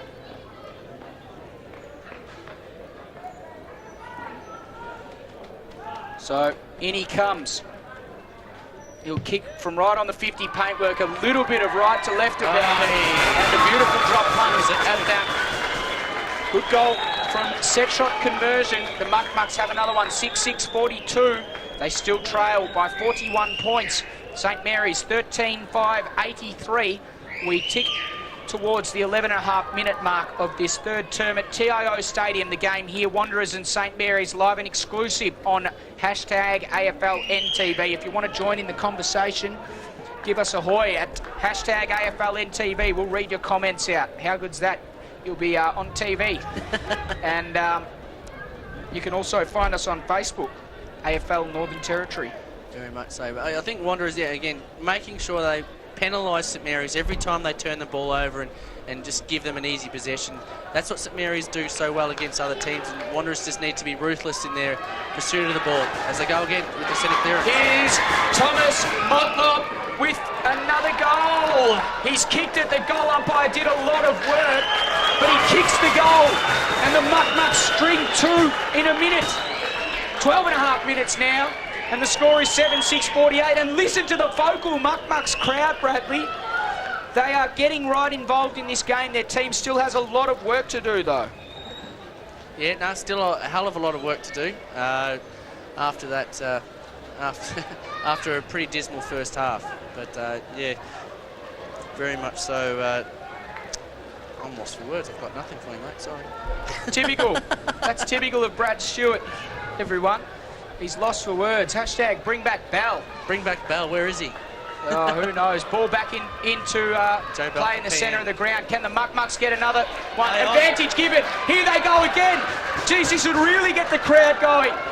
3 bounces, 4. Who is it, Bradley? Aaron Motlop. It is the skipper. Who else? He kicks a point. Geez, that would have lifted the roof. Very much so. The crowd starting to get involved. And another goal here from Wanderers just might get St Mary's thinking a little bit harder about the game of football at hand. You called it, Bradley. The X-Factor, Aaron Motlop, he started to get a bit busier. Oh, coming through with a bit of pace there is Nathan McLean and forcing the stoppage. Good effort there. Yeah, fantastic. Forcing the stoppage. Not going to get done for holding the ball. Wasn't penalised. Didn't have prior opportunity, so really well done. Blake got the tap whilst he was on the ground. Jared Islet got some close attention. Guy Orton dispossessed. Now Jakura has a chance. He puts it towards Daniel Motlop. Can't take the mark. Is there a free kick? Umpire says yes, there is. Play on advantage. Advantage, Ali Bond. No. Oh. Ali Bond just wanted a cheap goal there. Now this is the same position almost that Darren Ewing missed from. Yeah, almost identical, I reckon. So you have a good vantage point at home if you're watching. And thanks for watching if you are. That's interesting. Daniel Motlop plays on and kicks the goal around the corner with the Stevie J approach. And he kicks Stevie J like that. He kicks the third in a row. They've strung 3 together now, the Muck Mucks. Here they come. Something that Wanderers haven't been able to do for the majority of the night is to string 2 and 3 goals together, and that's going to be vital for them to continue to peg this lead back from St Mary's grasp, and that takes it down to 28 points midway through the third term. A couple more goals here at the back end of this quarter. We'll see it turn into a very interesting contest as the rain starts to fall, DK. Wow. As the rain starts to fall. That makes it a very interesting contest from here on in. Doesn't this change the complexion of the game? So the Saints, they're under a little bit of pressure, even though the lead is still 28 points. They find themselves on the back end of 3 consecutive Wanderers goals. Can they win the clearance here? They can't, because Jared Erlinson shrugs the tackle and he's off. He's taken 2 bounces now. He's taken 3 and kicks it inside. Shane Thorne's got a bit of room. He's another player that can step up. Hasn't done too much. Now he taps it in front of himself. He got the hands out. Here's Thomas Motlop to bring the roof off. John Kelly! Thomas Motlop kicks another one. And the Muck-Mucks have 4 in a row. Suddenly the margin back to just 22 points, Bradley. 22 points, and again, momentum is a beautiful thing in football, David. Once you have it, it's very hard to be wrestled from you. Wow. Wanderers just centre clearances has been the thing that's really impressed me with Wanderers this quarter. They've obviously sorted their structures out inside the midfield. Jakura's gone to a wing. Jared Erlinson's getting busy on the far side as well. And also Aaron Motlop as well, getting involved inside the centre square. So they've obviously sorted a few of their structures out in the centre, and also up forward. Daniel Motlop, Shane Thorne, all getting involved in that play, and obviously Thomas Motlop finishing it off. 5 minutes into the second quarter, I said the game was over. Bradley Stewart, everyone, said, hang on, Kenneth, just wait 1 sec there, mate. The Muck-Mucks have a lot of scoring potential. So they're right back in this contest now at 22 points. Jakura put his head over the ball, couldn't take it. The Saints will get a much-needed takeaway for their confidence. Carl Lode was the man that put it inside defensive 50. Everyone weighed it down. Getting a fist to it was Nigel Taylor. He wins the foot race and almost sees the ball out of bounds. Does he? Yeah, he does, just. And a good result for the Muck-Mucks. Very good result. They can reset here. Wow, the Brollies are out on the bench, and we are just having some light rain falling here at TIO Stadium in a game that has been predominantly dominated by St Mary's, bar the last 4 goals that have gone to the Muck-Mucks to get them back in contention. 22 points the margin. We're at the 17-minute mark of the third term. A stoppage at half forward for St Mary's. Hashtag AFLNTV punters. Can the Muck-Mucks recover and win this game? Let us know your thoughts. So ball back into play. Once again, stacks of numbers around the ball, and we're going to have another stoppage here. Stacks I thought you were going to pull of it players, out. stacks of numbers. I thought you were going to pull it out there. Stacks of Guernsey, stacks on the mill, there it is. SOTM. SOTM. Play continues. Leroy Larson does well to force the ball forward, but eventually the boundary line beats him. And yet another stoppage. This game has just reached another level in the last few minutes. St Mary's are under a little bit of pressure to respond. The Muck-Mucks have 4 goals. Oliver Cook, hashtag AFLN TV, here come the Muck-Mucks. Here they come. He's not getting it, didn't write him off either, DK. Well, the Saints have gone forward. This is where they're dangerous. Ewing, Van Nuenen waited at the back, and he scoffed his opportunity in the end. He couldn't quite gather the ball, and eventually it was seen through for a minor score. Let's see how the Muck Mucks go about this kick in, remembering that Cameron Islet capitalised on a clanger kick in earlier in this quarter. So the kick in comes long out towards Nook Mansell, and John O'Miles Mansell left with a task by his teammates to outmark the ruckman. Did well. Bit of body and not giving away a silly free kick. Just created a contest with body on Miles and not giving away the easy mark, and allowing the ball to reset and give their backline an opportunity. VV and Blake.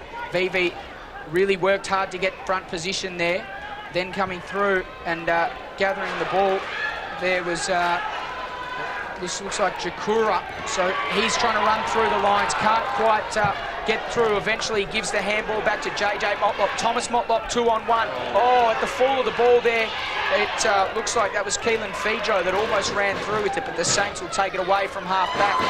A bit of a sloppy handball there came from Stapleton, but Jack Long good enough to gather, and he kicks towards half forward. Shannon Rioli weighed it down, and then he got a little Jackie Chan kick on it, and now there's a scrap going on. Right on the ground. Shannon didn't enjoy that. Shannon, and is that Liam Pat? No, it's Mitchell Taylor. Mitchell Taylor, sorry. Yeah, it is Mitchell Taylor. Yeah, Mitchell Taylor. So Shannon didn't enjoy a little bit of extra attention that he received there. Downfield, would you think? Yeah, downfield after he got, I'm sure it's downfield, should be. Interesting. Raf Clark had the opportunity, I think, at top of the 50. Anyway. Maybe that is downfield because he only kicked it a little bit. So Shannon Rioli. No, it's Willie Rioli. Willie Rioli, is it? Sorry. Yeah. 50 metres out. That's the wrong Rioli. Wilson was tunnelled. Play on, says the umpire. Jeez, he was hit very hard. Coming through. What a goal! That is a beautiful goal there from Willie Rioli. He's the best in the business when the ball's on the ground, and that's exactly why. Willie Rioli kicks a goal and stabilises the Saints' charge. So Willie Rioli was the one that kicked the ball in there, and while the ball's in dispute inside the 450, he's pushed into 40 to 50 metres, and he's worked really, really hard to get to the foot of the contest again and just kick an opportunist goal. And that's the way he scores the majority of goals. A lot of his goals tonight have been from set shots, but that's the way he kicked the majority of his goals in the grand final last year, and he won the game for St Mary's off his own boot. Wow, so margin back out to 28 points. 14-5-89. St Mary's. Wanderers 9-7-61. We're in red time. 21 minutes gone, third term. Cameron Islet. He got the sweeping handball out to Raf Clark, and suddenly St Mary's are looking to put a few late ones on. Darren Ewing got back position and almost took the mark. Nigel Taylor was able to gather at the back of the pack, but he's under a lot of pressure. Look at the goal square. Look at them. There's a swarm, and one of them's Justin Wilson, and he's going to kick an easy goal. How disappointing for the Muck Mucks. Jubilation for the Green Machine as they move back out to a 34-point lead. Yeah, again, Raf Clark was left all alone on the wing here. There wasn't any, at the start of that contest, the centre bounce there, no one sitting on Raf Clark here on the wing. I think it was Shane Thorne, just, I guess, not pushing back to the centre, and Raf Clark was in the position to receive the easy handball received from Cameron Islet, I think it was, and they got the centre clearance, which again got it inside to a dangerous position inside the forward 50, and again he was one of the ones that pushed down further alongside Justin Wilson, who was the eventual goal kicker, inside the square. Well, the Muck Mucks will be very disappointed about this lasting. One man that has become industrious in the centre of the ground in the last 4 or 5 minutes is Cameron Islet. He almost won the clearance once again. Now coming through with a bit of pace there is Keelan Fijo. He can't gather the ball. Now the Muck Mucks will go on the offensive. With a little bit of pace, Liam Patrick. He's run down from behind though, and the umpire says holding the ball. So once again, the momentum stalled, and it was a good tackle from Raf Clark. He goes short and finds his target and teammate in Jack Long.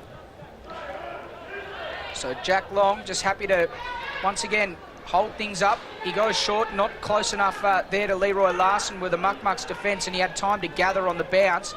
Now the ball's at half back. The Muck Mucks have managed to turn the ball over, or managed to gain possession of the turnover. Now they've managed to turn it over. So play on, says the umpire. Cameron Islet got the hands back to Mark Blake, who kicked it forward. The pacey and energetic Shannon Rioli runs to 50. Kick on its way. Big pack forms. Great contest. And a minus score, the result. I think it was Daniel Weidrup coming over the top there. Good contest on the line, but yeah, again, Wanderers just not being clean out of defence with their footy, and yeah, lucky again not to give up another goal there. This man with the ball, Brad, he's had a brilliant season so far, and he has not done too much today. And once again, he turns the footy over. Shane Thorne. He's been extremely quiet, Shane. Again, they usually get a lot out of him up forward. Usually one out inside the forward 50, and Weitra just drops a simple one. Wow, Weitra drop. Will he be made to pay? He's got a chance there to redeem his last effort. He doesn't quite. Now the Saints will have a chance through Leroy Larson. He turns, had runners inside, elected not to use them with good reason. Kicked another one. He kicked another one for the Saints. Leroy Larson's an interesting case. Last year he missed out on the St Mary's Premiership due to suspension. Young fella would have been played in his first premiership at, I think, 17 years of age. I think he was last year when the grand final came around. So unfortunately missed out on the premiership last year. Was devastated at the final siren, and he'll be pressing his case for grand final selection this year. And without Peter McFarlane in the side, he's taking on the role and responsibility of centre half forward and acquitting himself quite well. Well, suddenly the margin is back all the way to 41 points. So the Muck-Mucks, they had 4 goals in a row. Now St Mary's have 4 of their own. Keelan Fijo's got it. A chance for a late goal here for the Muck-Mucks. Daniel Motlop, he's kicked 4. Can he have a 5th? Little bit of a chase. He lost his footing, and Stapleton was in close attention, saw it out of bounds. Boundary throw in deep in the heart of the Muck-Mucks attacking 50. Well, Bradley Stewart, the number 1 ticket holder, has been absolutely silenced. He's been silenced. The foray of goals by the Muck-Mucks. Oh, off the ground! Off the ground! Was that Thomas Motlop? Thomas Motlop, opportunist goal. Well, Thomas Motlop, if you don't mind, beautiful goal off the ground from the middle of the pack. So a lot of goals been scored in this quarter, so it's going to go for a little bit longer. But I think, Wanderers have just done all their good work at the front end of this quarter, kicking 4 goals to zip, and then giving away another 4 goals to sort of let the margin blow out again. So unfortunately, they couldn't maintain their momentum throughout this quarter, and whether it's tired legs or just St Mary's discipline and discipline in running for the football. Ball back into play. VV and Blake. Blake wins it uncontested. He won it down to Carl Lode, who kicked it forward. Not able to take the mark was anyone. Leroy Larson was there, and also that man there in Learson was able to get it out to Shannon Rioli, who was able to kick the instant response. Instant response from St Mary's, and again, just a well-oiled machine. A well-oiled machine that each and every player on the St Mary's list know what each other's doing at any one point in time. They all play a little bit of a role. They all know what their role is in the team, whether it's from the back pocket right through to the full forwards in Ewing and Van Unen, who know what they've got to do. Obviously, is kick the winning score, but everybody's got a role to play in this team, and they all do it quite well, and they do it as a group. They don't shirk the issue when it comes to a shepherd or a tackle or doing those little team things that don't go unnoticed. Running hard to a contest, running hard both ways, both defensively and attacking. They're a great football club to watch. They're very well drilled, have been well drilled by coaches along the lines. Ricky Nolan's doing a great job with the group. It stems right back to what a successful club they've got and a great culture they have. Ball back into play. The kick forward goes out towards Liam Patrick. Close attention from Mickey Valeggio. Was he held without it? Umpire says no play on. Boundary throw in the result. So both players were holding on there, and umpires have again done the sensible thing of not giving one way or another. I think it's a sensible decision, and boundary throw in 50-50. VV got to the front and knocked it down. Muck-Mucks have a chance to go forward here. The kick inboard once again comes to Daniel Motlop. He wasn't able to gather, and eventually the St Mary's defence is able to knock the ball over the line. There's a whistle. There's a whistle. Oh. Motlop's going into the book again. This could be a red card. This could be a red card, Bradley. 2 reports in a game, in a non-AFL game. Daniel Motlop will be sent from the field. Has he been shown a card? He officially needs to be shown a card, though, Dave. He's shown a card.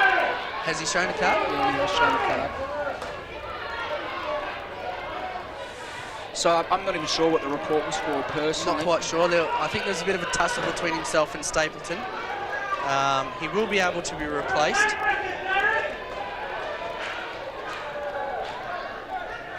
He's still got a bit to go on with Daniel, with umpire Bennett. Not quite sure. Well, he comes off the ground, and it'll be the last time he comes off the ground. Is he allowed to be replaced or not? I think he should be able to be replaced. That would be no, interesting. sorry, no, he's not able to be replaced. Not able to be replaced. Oh, no, he has been. Pretty sure in Premier League you are able to be replaced. Yeah, I thought that might have been the case. Maybe Nook Mansell just waiting for confirmation there. Fair enough too. Don't want to wait for a head count or anything along those lines. So, big kick comes in. Pack of players for him. The man that replaced Daniel Motlop got one over the shoulder. That's Nook Mansell. And he'll get a free kick. So Nook Mansell looks up for options, a sea of players inside. And once again, this is what St Mary's do so well. They guard that corridor, force the kicks wide. Jared Erlinson, he doesn't have Daniel Motlop there anymore. He kicks it to the spot that he used to be. Yep. And John Ansers is in the way. Yeah, exactly right. And again, just un-Wanderers-like football, and the siren sounds. St Mary's taking away, I guess, the wind out of the Wanderers' sails after they came through with a 4-goal blast in the start of that quarter. St Mary's 17-6, 108, lead Wanderers 10-7, 67. DK, I guess you've been asking me about Wanderers all night and what they can do to get themselves into the game. What is it about St Mary's that makes them the side that they are in terms of, again, kicking winning scores week after week, doing all those things that they normally do? They seem to just, no matter what side goes out there, whether it's a young side when you've got Henry Kiranua, Nicky Yaron, those sorts of kids that come into the side, they just automatically know that they've got to perform. And what is it about this side that just week after week continues just to roll out a win? And I can't see them getting beaten. I think it's quite simple. I think it's discipline. They're very disciplined in their approach, both on and off the field. They work extremely hard. They've got a good contingent of coaches and assistant coaches that review the footage. They work on areas that they need to work on. They're highly professional in the way that they approach the game.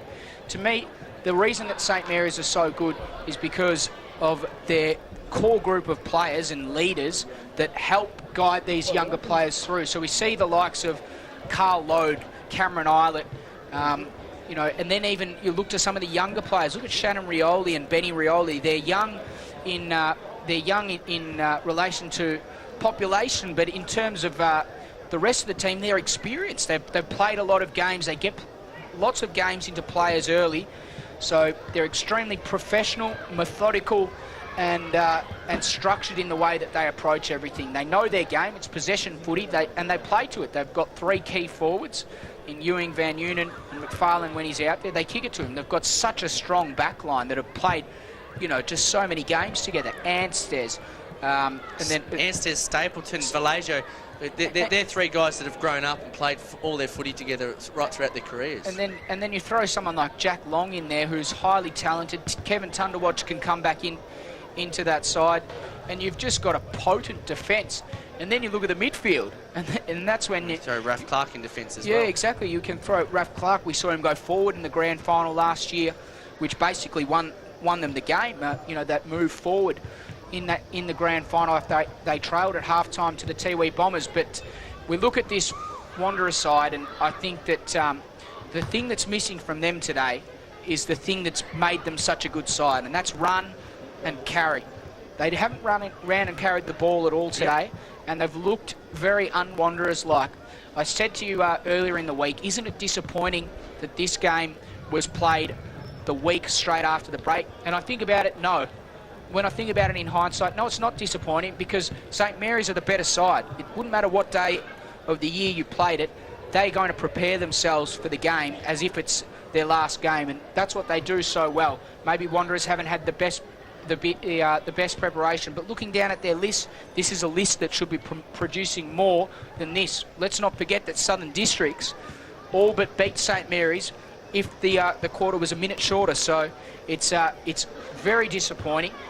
Let's also, we want to touch on the difference between these two teams. Here you've got Van Unen and Ewing, who would be tremendous leaders for the smaller forwards, someone like for the less experienced forwards, someone like a Leroy Larson, Willie Rioli, and that type. When at the other end, their spearhead full forward is off the ground on a red card with 2 reports under his belt. You've got to show more leadership than that. Yeah, very much when so. your name's Daniel Motlop. Leadership is crucial, and I think Wanderers have got some good leaders in their crew. Like Shane Thorne has probably taken that role upon himself this year, taken a leadership role in getting this side together, and he's actually turned into a really good leader. Aaron Motlop is another one. But they need to get a lot more out of Daniel, and Daniel is one of those guys that I guess wears his heart on his sleeve with the blue and gold, but I think he needs to, I guess, rein it in a little bit. And it goes right back to what you said right when I first asked you that question about St Mary's and the difference between these two sides and the difference between them and the rest of the competition. Even Southern Districts and Wanderers probably won't beat St Mary's due to discipline, giving away silly 50-metre free kicks. Tiggy, like whether it's Tiggy touch reports or whatever it is, he's still in the book and he's off the ground. Unfortunate as it is, he's reported. But that's twice, and that's the difference between the two sides. St Mary's know when to keep their mouths shut. They know when to not step over that line. They push the boundaries. Don't get me wrong. You've got guys out there that will push the boundaries time and time again. And like every club, they like to just get that little bit of a mental edge over their opposition. And St Mary's push that boundary to the nth degree, but they never cross the line, and that's the difference. And kudos to them. They just know when to stop. Whereas the other clubs in the competition, and again, everyone looks at St Mary's and say, why are they so successful? We're sick of St Mary's. We're sick of them being so successful. They've built a winning culture, and they've got a great structure around the football club. They've got a great crew in behind the scenes that are doing a fantastic job, and have done for the last 20, 30, 50 years since the club was created. So I just hats off to them in the way that they've built a successful culture at St Mary's, and again, clubs around the league just need to sort of take a little bit of, I guess, take note and take stock of what they're doing in their football club, because that's what success breeds success. Yeah. And you look at every other league around the country, and every successful football club around the country, they're successful because they've had success before, but they've got a culture that underpins that success. And time and time again, there'll be a common theme between what St Mary's do here and what a club in southwestern Victoria that wins 30 or 40 flags in their league and dominates. So there's definitely parallels between them and Port Adelaide Magpies in the Sandful, for example, when they're up and about, one of the most successful clubs going around. We could talk all day, Bradley, and who would have thought that the game would start again? We talked through the entire break. Hope you're enjoying the coverage and the baking of Wanderers Football Club. Play underway once again. Jaden Adams dived in for the footy, and he won it out for his teammates. Nathan McLean at the back, the distributor, goes wide and finds Jared Erlinson. Yeah, Ollie Cook just reiterates my point that Aaron Motlop is an outstanding leader at the club at Wanderers, and I do agree with you, Ollie. I just think they need to get a lot more out of other leaders around the club, namely Daniel. He's played AFL football. He needs to be better than that and a lot more disciplined. But I do agree with you, Aaron Motlop, as the captain of the club, does a sensational job. Michael Pettigrew got it out to Thomas Motlop, and now he's forced to kick to a contest. Once again, it clears Jakura's head. Coming through with a bit of pace there is Marlon Motlop. He can't quite gather the first time. Jakura tried to tap it out the back, not to any avail. Here goes Shannon Rioli on the counter-attack. He kicks in towards Leroy Larson. He's got front position. Can't quite grab it the first time. Going in there is Jaden Adams, but the quick kick out comes. It's bouncing, it just misses, and that shot came there from Lucas White. So bad luck there, the ball bouncing the wrong way. A minor score for him. And St Mary's 17-8, 110. They lead Wanderers by an even 10-8, 68. They lead by 42 points. Yeah, Again, their efficiency inside the forward 50, 17-8. St Mary's doing a fantastic job. So there's a free kick here. What was it for? Chopping of the arms as called by umpire Noonan. Just looking down at the team sheets there, missed that active play, ball spills out of bounds, boundary throw in. Hashtag AFLNTV is the way that you can get involved and let us know your thoughts. Any disenchanted Wanderers supporters? Yeah, Alyssa Jones, a keen watcher on last night's coverage. She missed the coverage tonight and she's asking if there's anywhere I can listen to or / watch it again. Well, you sure can. This game will be uploaded and it'll be available on demand whenever you want to watch it, Alyssa. You just tune in, jump onto youtube.com/AFL Northern Territory and just watch any game that we've covered this year. Wow, good to see that you're still involved there, LJ. Ball goes inside 50 for the Muck Mucks. Oh, a loose handball there, didn't go to anyone in particular. VV wants to try and pick it up, can't. Now the quick clearing kick comes out towards that man in Keelan Fedro. He can't quite gather. VV still stalks the pack on the outside. Eventually, the ball is won out with a little handball over the top, and it goes to Carl Lode, and they're going to sort themselves out again. Once again, Lucas White goes over the top, but now the Muck Mucks have a little bit of breathing room. No, they don't, because Mitchell Taylor dropped a handball, should have taken it. Still in dispute on centre wing. Now he's able to gather. Real scrappy piece of play but not that. That pass was perfect. No one inside the forward 50 there for Wanderers providing an option, and that man Daniel Motlop that's where he should be. Oh well, it doesn't matter. It doesn't need him because I think that's Thorne. I think he's kicked the goal. He's first for the day too. It took a while, but Shane Thorne has kicked a goal, and it's a beautiful kick of the footy. He kicked it from outside 50 metres. The bullet pass came in from Mitchell Taylor, and Thorne was able to capitalise from set shot. He wheeled around onto that right foot, and a good goal from him. Interesting that they haven't taken this structure in the first place, Brad, with Shane Thorne playing deep forward where he has played most of his footy this year. Yeah, usually what they've done forward this year with Shane is leave him deep and leave the forward 50 and get everybody out. And you leave Shane one out, more often than not, he's going to win the contest for you in the air or at ground level because he's just lightning on his feet. You know, it's interesting. St Mary's, they fly Mark Blake up, obviously, to play some of these marquee games. But I reckon that the thing that is more impressive about the Saints midfield is the ability of their midfield core to read the ball off the hands of opposition ruckmen. I don't think that Blake has necessarily dominated the hit-outs, especially against Liam Patrick, who jumps extremely high. They just know that the ball's going to go forward. Yeah, very much so. I think when you don't have a ruckman that's steady in the side and you've got Jono Miles in and out, you've got, in the past, they've had Ryan Smith and Mark Blake and a few other along those sorts of lines. It's very hard for them to get used to a ruckman and create a setup that's going to work. Here's Jakura from downtown.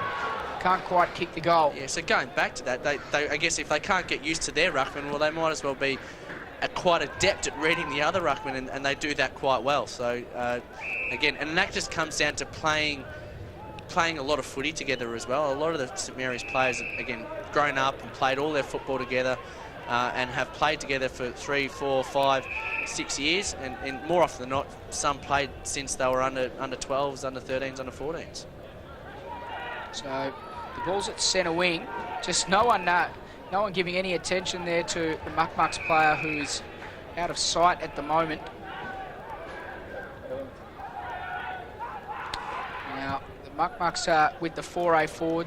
Apologies for the lack of names. Don't have a monitor. Can't see any. Eyesight's not great. When my budget gets bigger, you'll get a monitor. For now, maybe binoculars would be nice. Buy them yourself and claim it on tax. Muck Muck's #1 ticket holder and tax agent registered. Yeah, very much. Jared so. Eilert kicks it out towards Ben Rioli on the wing. Shannon just cleared the path for him, but he was swarmed by Muck Mucks. Advantage given. Fedro goes inside. Easy game. Finds the target. Keelan Fedro is just one of the future Wanderers players. I think he's about 17 years of age. Has been around the club for quite a while. He's from Catherine Barunga way. And yeah, he's got a bright future ahead of him in the blue and gold colours. Hashtag AFLNT, Travis O'Donoghue, former AFLNT trainee in the Northern Territory. Loving the insightful... Trainee. Give him a break. He was higher than trainee, surely. Marlon Motlop on his approach kicks the goal. Yeah, Good goal from him. He was commercial operations manager for 3 months. So Travis O'Donoghue, loving the insightful three-quarter time discussion between BS and DK. Two beautiful men with sound knowledge of football in the Territory. Hashtag AFLNTV. I wouldn't say we've got great knowledge of Territory footy, but certainly just enough. wouldn't say that we are beautiful men. men. But that's why... That's why we shouldn't swing that camera around much more often, I don't think. Of course we can. Of course we can. Who kicked that goal? It was Marlon Motlop. Marlon Motlop, thanks. I'm just going to mark that down. Good work. Finally getting something right today. Ball back in the centre of the ground. Aaron Bennett. Is any of Aaron Bennett's mates watching? We remember you guys watching a few weeks ago. Drop us a tweet if any of you guys are watching. Aaron Motlop is in there. Let us know how you think he's gone. So, ball to centre half forward. Liam Patrick just weighed it down. Edged his opponent out, kicked it forward. Thorne's the target. It crosses the boundary line. Thorne not able to get there in the end. Boundary throw-in. Yeah, very much so. I think Liam Patrick had a little bit more time than he thought. Time to settle. Time to, I guess, put the afterburners on and settle and kick a goal. But, yeah, rushed his kick and lo and behold, over the boundary line. But a 50-50 contest inside the 450, not a bad result. Ball comes out, and I think that's Lucas White again. And now, of course, St Mary's want to go to the far side where we can't see the ball. Blame Jared Eilert for that, I think. Is it? You've got to be kidding me, mate. I can't see this. Yes, 28. Yeah. Bully Eilert, a very rare mistake. As Dave Kennedy moving to goes the camera. towards the monitor so he can see. I'll have to have a look at this The viewfinder. Little camera here. Yes, here we go. Close up. Nathan Jakura. Get some 2020 vision, mate. He goes short, finds the target. That's Braden McLean. Maybe we need to be sponsored by OPSN. Braden McLean goes in short and finds VV. I can see him on the monitor. You don't need to see him on the monitor. He's the biggest muck out there, champion. It's probably a reasonable point. So Neil VV has a chance to kick it goal. Make sure you keep getting those goals down, Bradley. I will, mate. I'm all over it. VV goes in and from set shot converts. And the Muck-Mucks kick a couple in a row. So the score in the last quarter here, 13-9, 87 Wanderers. They've been comprehensively outplayed, 17-8, 110. I think Shannon Rioli and Neil VV just having a little bit of a chirp at each other on the way back to the centre. I think it might be a friendly chirp. The Thunder teammates in this past season. Is that scoreboard right, Brett? Because that margin's only 23 points then. If that's only 23 points, that's a good effort from Wanderers if they're that close. I don't think that's 23 points. How many goals have St Mary's kicked? Oh, let me do some sums. Ball back into play in the middle of the ground. Wanderers are going to take the clearance here once again. There's a free kick and a whistle advantage, says the umpire. Fijo goes inside and kicks the goal! Here they come, Bradley! Yep, no, that scoreboard's right. Wow! Jeez, it's a bit closer than we thought. We shouldn't have been getting a little bit rambling. Getting a little bit laconic there we were, David. Oh, a bit lackadaisical. Lackadaisical. Bradley, I've got a question for you. Yes? Can the Muck-Mucks win it from here? Hey, anything's possible. St Mary's kicked four goals in 5 minutes against Southern Districts to clinch a win, closing out last year. And quickly, how do you spell lackadaisical? Couldn't tell you? Couldn't tell you, mate. All right, here we go. 17 points. Wow, we have a game suddenly. We're at 10 minutes into the last quarter. VV won the tap down. The Saints try to go forward through Jared Eilert. He got it forward, and now Shannon Rioli has a flying shot on goal, and it goes out of bounds on the full minus score. It's a bit of urgency in this game now, DK. 17 points. 18 now. 18. After that minor score. Look at this, the Wanderers got the quick kick in. See, this is what they need, a bit of speed in play. Ali Bond was off the bench. Have a look at this. Ali Have a look at Bond's this, off they're the going bench. through the Get it middle. to him. They're going through the middle of the ground. Now the kick comes out towards Bond. Bond is in a close contest there. Also in attendance is Marlon Motlop. He stops on a dime and then dribbles it along the ground to Bond, who just fumbled slightly. And the ball spilt out of bounds. Boundary throw in. The name's Bond, Ali Bond. That is the worst gag on AFL NTV that I've ever heard, and I've cracked some bad gags, Bradley. Some bad gags. Ollie Cook's jumping the gun early 3 minutes ago. We've been ordinary tonight, but we're only 30 points down. An unbeaten aside from the Saints' upside perspective. Here we go, play on, is it? No, Fijo can't kick another one. Is it an advantage? No. But there's a free kick all the same, and it's going to go to JJ Motlop. Geez, Bradley, they could be back within 2 kicks. Back within 2 kicks. There's got to be a scoreboard problem. No, it is correct. And Ollie Cook, you've jumped the gun, son. Bit of Oh, faith. listen to the chant. There is a chant. Eagles. It won't be long before Bradley Stewart runs down there and joins them. Have a listen to this. The Muck crowd are getting involved. Yeah, Travio. JJ Motlop, this is probably the most important kick of his young career. In he comes, he kicks, and he kicks truly. There's only 2 goals in it here at TIO Stadium. Who would have thought, after St Mary's got out to as much as a 42-point lead at the beginning of this quarter, that we'd be talking about a 2-goal buffer. 2-goal buffer. 2-goal buffer, and up and about are the Wanderers Football Club. Now, they did this in the start of the third quarter, DK. They got 4 goals, and they got within, I think, 3 or 4 goals of St Mary's at the time. All of a sudden, St Mary's nailed 3 or 4 goals on to finish that quarter. So, as you fog up, DK's fogging up, ladies and gentlemen. You can't see Liam Patrick gets the knockdown. Cameron Island injects himself into the game. Ball gets kicked forward, looking for Mark McLean, who's sitting at centre half forward. Pettigrew, he's at the back of the pack. There we go, DK. Take it away, son. Play on, says the umpire. Numbers favour St Mary's. Oh, they get the handball out. It's an opportune handball. Leroy Larson, he turned left, came back onto the right and kicked an important stabilising goal. And look at that. Suddenly St Mary's kick a goal and it's back out to 3 goals. Yeah.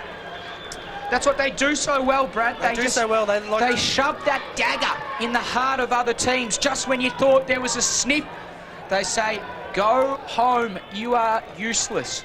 Oh, jeez. I wouldn't say useless, but come on. I think they just know when to flick the switch and just inject themselves into the game.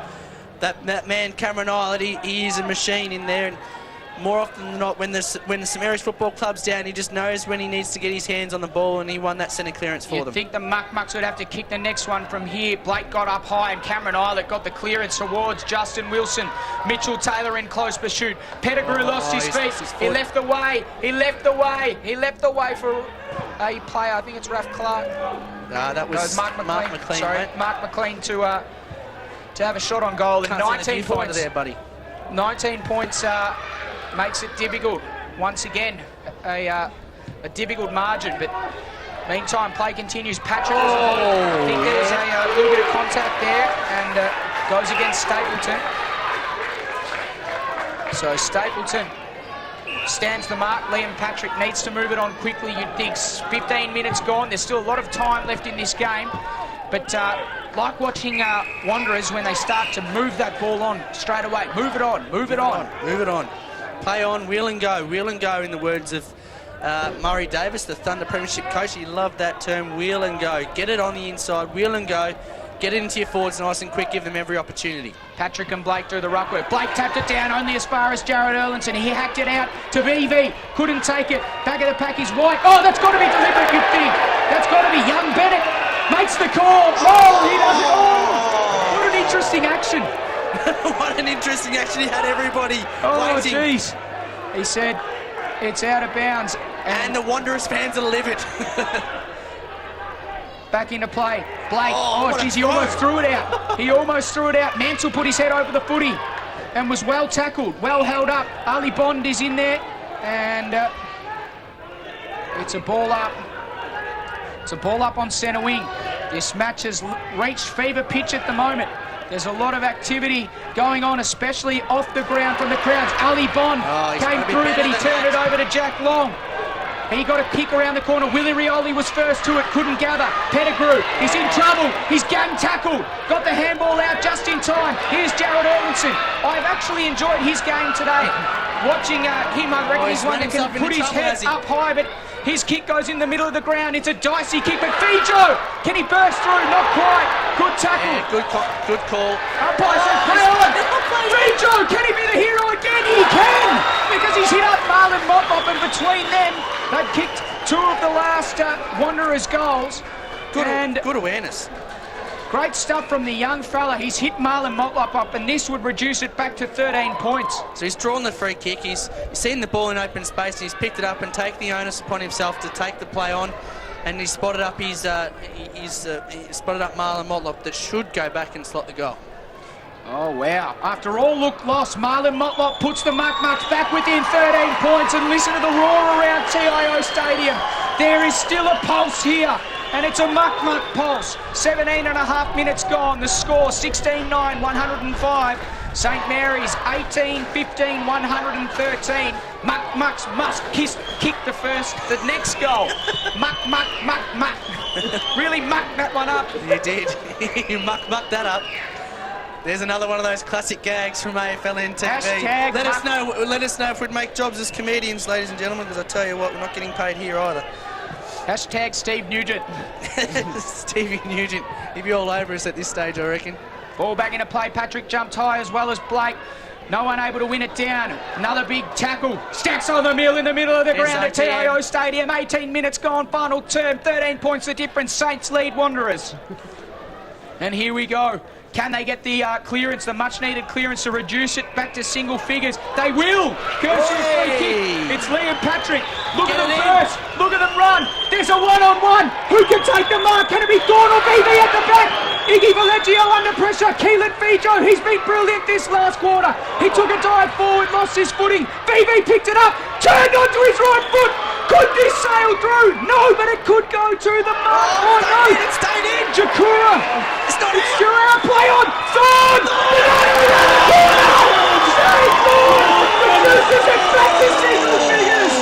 This is unbelievable. The ball looked truly dead. Jakura picked it up and said, umpire, this is still in. Everyone stop. Not Shane thought he kicked the goal. You wouldn't read about this. It's 7 points the difference. And we've got another cracker on hashtag AFLNTV. Will the Saints hold on for, I think, consecutive win number 31, Bradley? Or will it be the fairy tale start to 2014 for the Muck Mucks? 111 plays 118. How's the 19 and a forward half pressure? minutes gone. Final term. Four-line pressure, Keelan Fijo and Neil Vive working at ground level, getting the ball, keeping it alive, and giving their team every opportunity to score that goal. Back in the centre, the Saints get a much-needed stabiliser. Oh, Willie Rioli was in front position. Umpire pays the free kick. Umpire Bennett pays the free kick. He was all over him. And he did well to protect that space. And then in the end, it was just a little indiscretion there from Thomas Motlop that saw Willie Rioli get the free kick. He was in the spot. He was in the right spot. Was Aaron Bennett. Called it well. Thomas just couldn't get in front, and Willie Rioli protecting the fall of the ball. Willie Rioli, well, he's probably in range. Every player bar two inside the St Mary's attacking 50. Rioli got a shot. Oh no! Oh wow! Wanderers let themselves down by defensive discipline, and I'm sure the Wanderers bench and coach Paul Motlop would be spitting chips right about now. Wow, that was extremely impressive, the accuracy with which he passed that ball. Obviously loose checking from the Muck Mucks, but take nothing away from Willie Rioli. He had a plan and he executed perfectly. Now Shannon has the chance to kick it goal. So Shannon Rioli on his approach. He'll kick from no more than 25 metres out. The kick is on its way, it drifts left, but it's straight enough. Another goal to St Mary's, sees the margin back out to 13 points. 21 minutes gone, final term. The score is 124 to 111. Here on hashtag AFLNTV, the Saints 13 points clear, and it would take a miracle from the Muck-Mucks from here. Yeah, they just know when to just get that settling goal, and very handy goal there from the Riolis that combined, Shannon and Willie. And again, it all started from the midfield again. They won that centre clearance, and that's where they've kicked a lot of their easy goals tonight, from centre clearances and winning it fresh out of the middle from their midfield. Ball back in the centre of the ground. Mark Blake won the tap down. Nook Mansell, ball just cleared his feet. Joel Cabillo threw his body in there. Now Cameron Islet is well tackled. There's going to be a bounce, and Mark Noonan calls for the ball. So, ball back into play once again. Mark Blake, it was a very nice directed tap down to Cameron Islet. Load is also in there. Mark McLean gets the clearance. He kicks it forward. Mitchell Taylor over the top with a double-handed fist. Patrick couldn't quite gather. Then he tried to hack it out of mid-air. Now it's going to be another bounce, I think. And a ball up the result. Geez, this is valuable time here for the Muck-Mucks, time that they can't afford to lose. So umpire Collins sends it back into orbit. Blake just punched it as far forward as he could. Here's Wilson. Is he going to be tackled? Not quite in time. Big pick up here. This is Stapleton. VV in close attention. Wheels round onto the right foot. Rioli flies. At the back of the pack is Van Noonan. He can end the game with this kick, and he does just that. Dustin Van Noonan ticks his 5th, and St Mary's will take away this match now. It's probably just Wanderers have thrown everything at them. They're all out on their heels now. Thomas Motlop, Bill VV's worked extremely hard in this last quarter. Nook Mansell comes from the field. Yeah, I think Wanderers are almost spent, but a gallant effort, and I think in our post-match dissection of this game, DK, I've got a couple of things to ask you, and I think it'll be interesting to see your views on it. I think it's one question is, St Mary's do bleed. They do bleed. They can be beaten. Well, it's quite contrary to last year's premiership side, who were far and away the best defensive side in the comp. But we've noticed that this side has huge scoring ascendancy, but they do leak a few goals here and there. Meantime, play continues. This is Aaron Motlop. He's able to gather the footy. Looks up. Doesn't have too much to kick to. Look at this. 4 St Mary's players, 1 Wanderers, and one of them is Jack Long, who takes the mark. So, Long in absolutely no hurry. 23 minutes and 45 seconds gone. He goes back to Stapleton, who kicks across the face of goal, and the mark is taken comfortably there by Anses. He plays on. Thorne almost able to lay a hand on him before he disposed of the ball, but now look at this. Here's Learson. He's got time and space to work with. He comes in board in the Lucas White direction. Look at the space. It clears him. Gets to Leroy Larson. How about a bit of icing on the cake, Leroy? No. Minor score. Poster. And I think we go back. I think St Mary's probably should have won this game by a hell of a lot more. And Wanderers, through their ill discipline and bad kicking, and I guess they haven't played their best footy tonight, and that's the most exciting thing about this team. Even though they haven't played their best footy and they play in patches, 5-10 minutes here or there, just if they could put four quarters together, it could spell the end of that St Mary's run. We will certainly dissect this game after the match, so stick around for the post-game thoughts as the ball is kicked forward, big punch comes. And if you've got any questions for us in the post-match review, drop us a line on #AFLNTV or on our Facebook page. Let us know what you think and ask us a question, and we'll do our very best to answer it as best we can with our limited knowledge. Very limited knowledge at that. The Saints will get the takeaway. Mark McLean gives a fend off to Ali Bond. His kick is not a good one. It just scrambles forward towards Thomas Motlop. The mercurial Willie Rioli there as well. But he's given away the free kick on this occasion. Thomas Motlop will be the recipient. VJ one in the middle. The Saints will win this game. It's 19 points the difference, playing out time, especially if Wanderers keep playing like that. No hope for a miracle after this as Load puts it inside 50 and Van Noonan marks. Just gets a gift later on. And Wanderers just need to maintain their composure here towards the back end of this match. Not let it blow out. They've done extremely well to get as close as they have, and again, just a couple of lapses here and there, and lapses late in the quarters is what has hurt them. They've started quarters, the second, third and fourth quarters really well. They just haven't finished them off. So Van Noonan with a chance to extend the margin back to 25 points. He goes in and he kicks the goal, makes no mistake. Another good goal from him and another impressive performance from him up forward.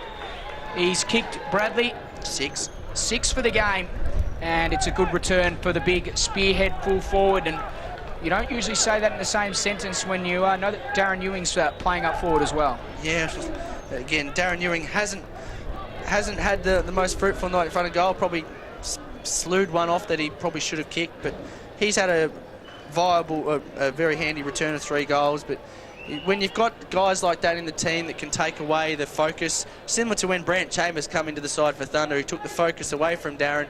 Darren ended up kicking a lot more goals with him in the side than him without it. So it's a similar thing with Van Unen. It's sort of on just I guess the coin has just gone the other way this time. In the middle of the ground, Nook Mansell gets the hands out to Marlon Motlop. He looks up and he kicks towards Ali Bond.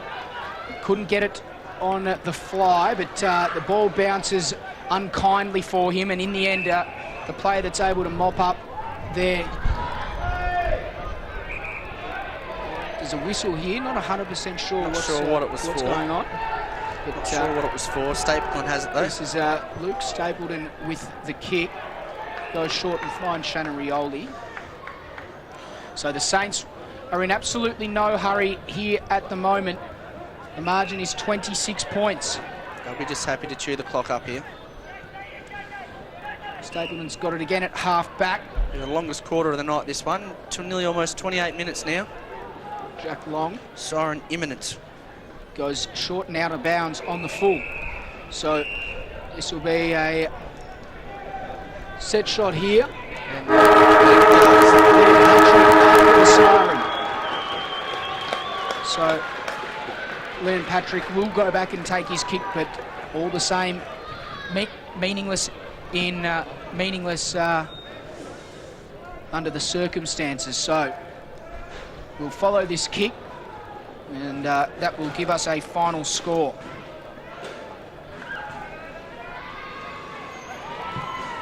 Out of bounds on the full. There's no change, DK. That is one of the most incredible set shots you will ever see to finish this game. And in the end, the final score, St Mary's 17-9, 111.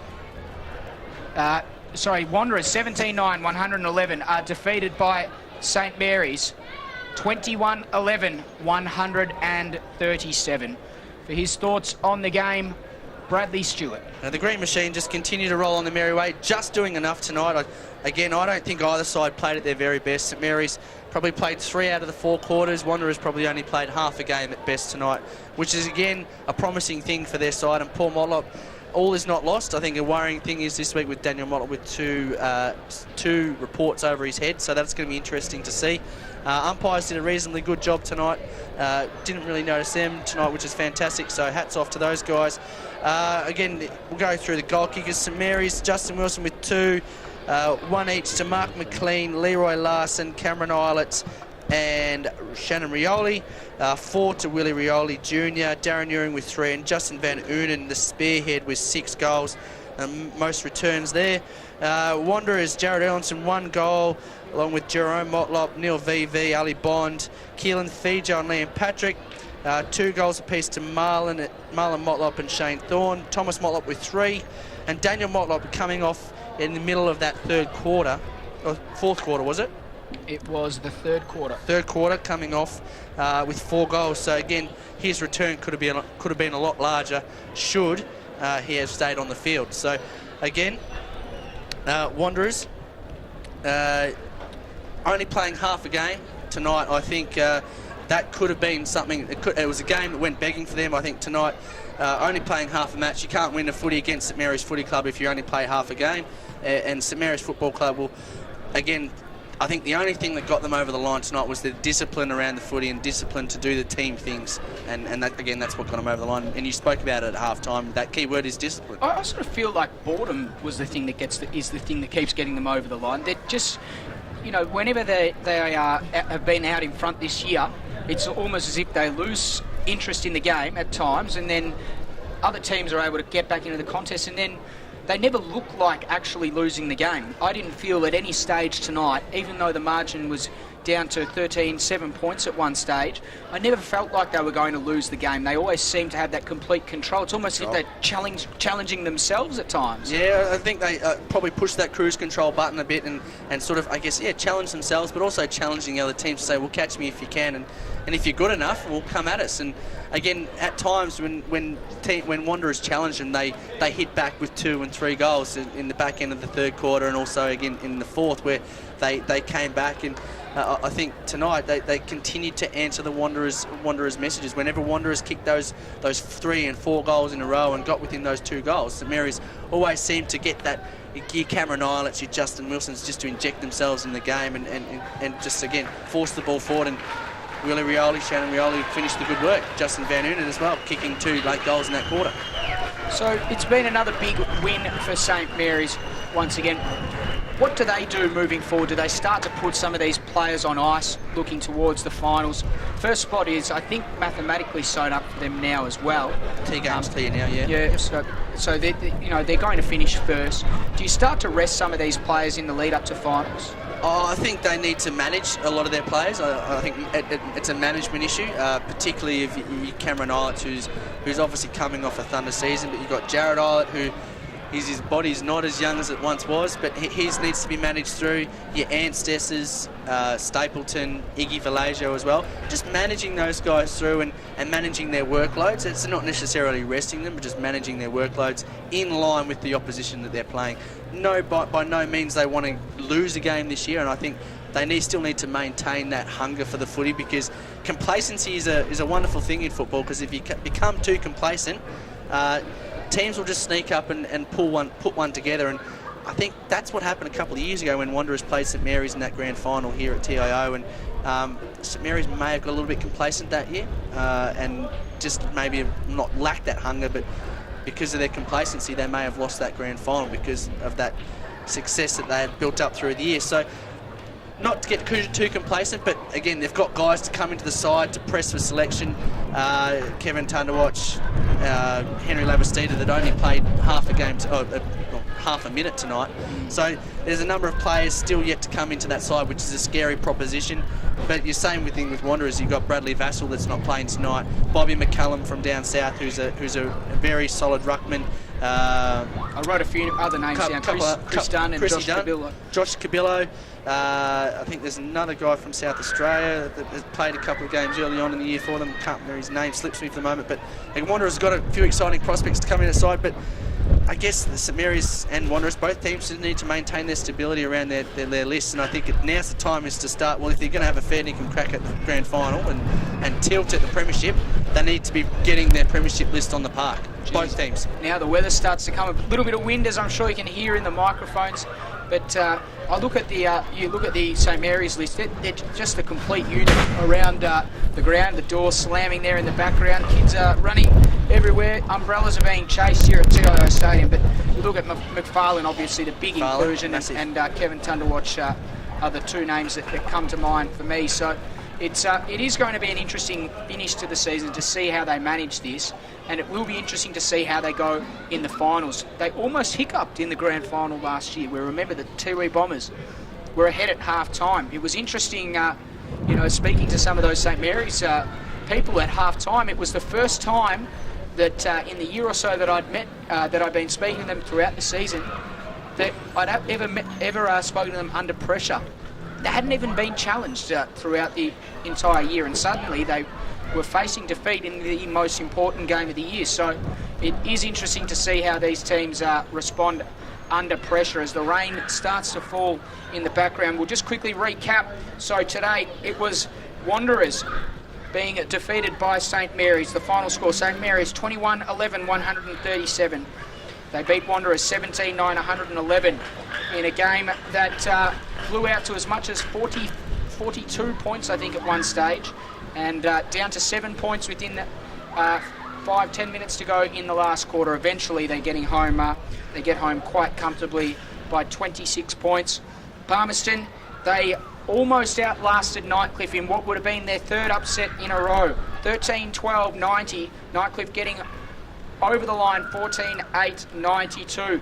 And last night, or yesterday, it was Waratahs that were too good for Buffaloes. 16-7, 103. Thanks to Jack Buffaloes, McEwen. 7-6, 48. Absolutely no thanks to his.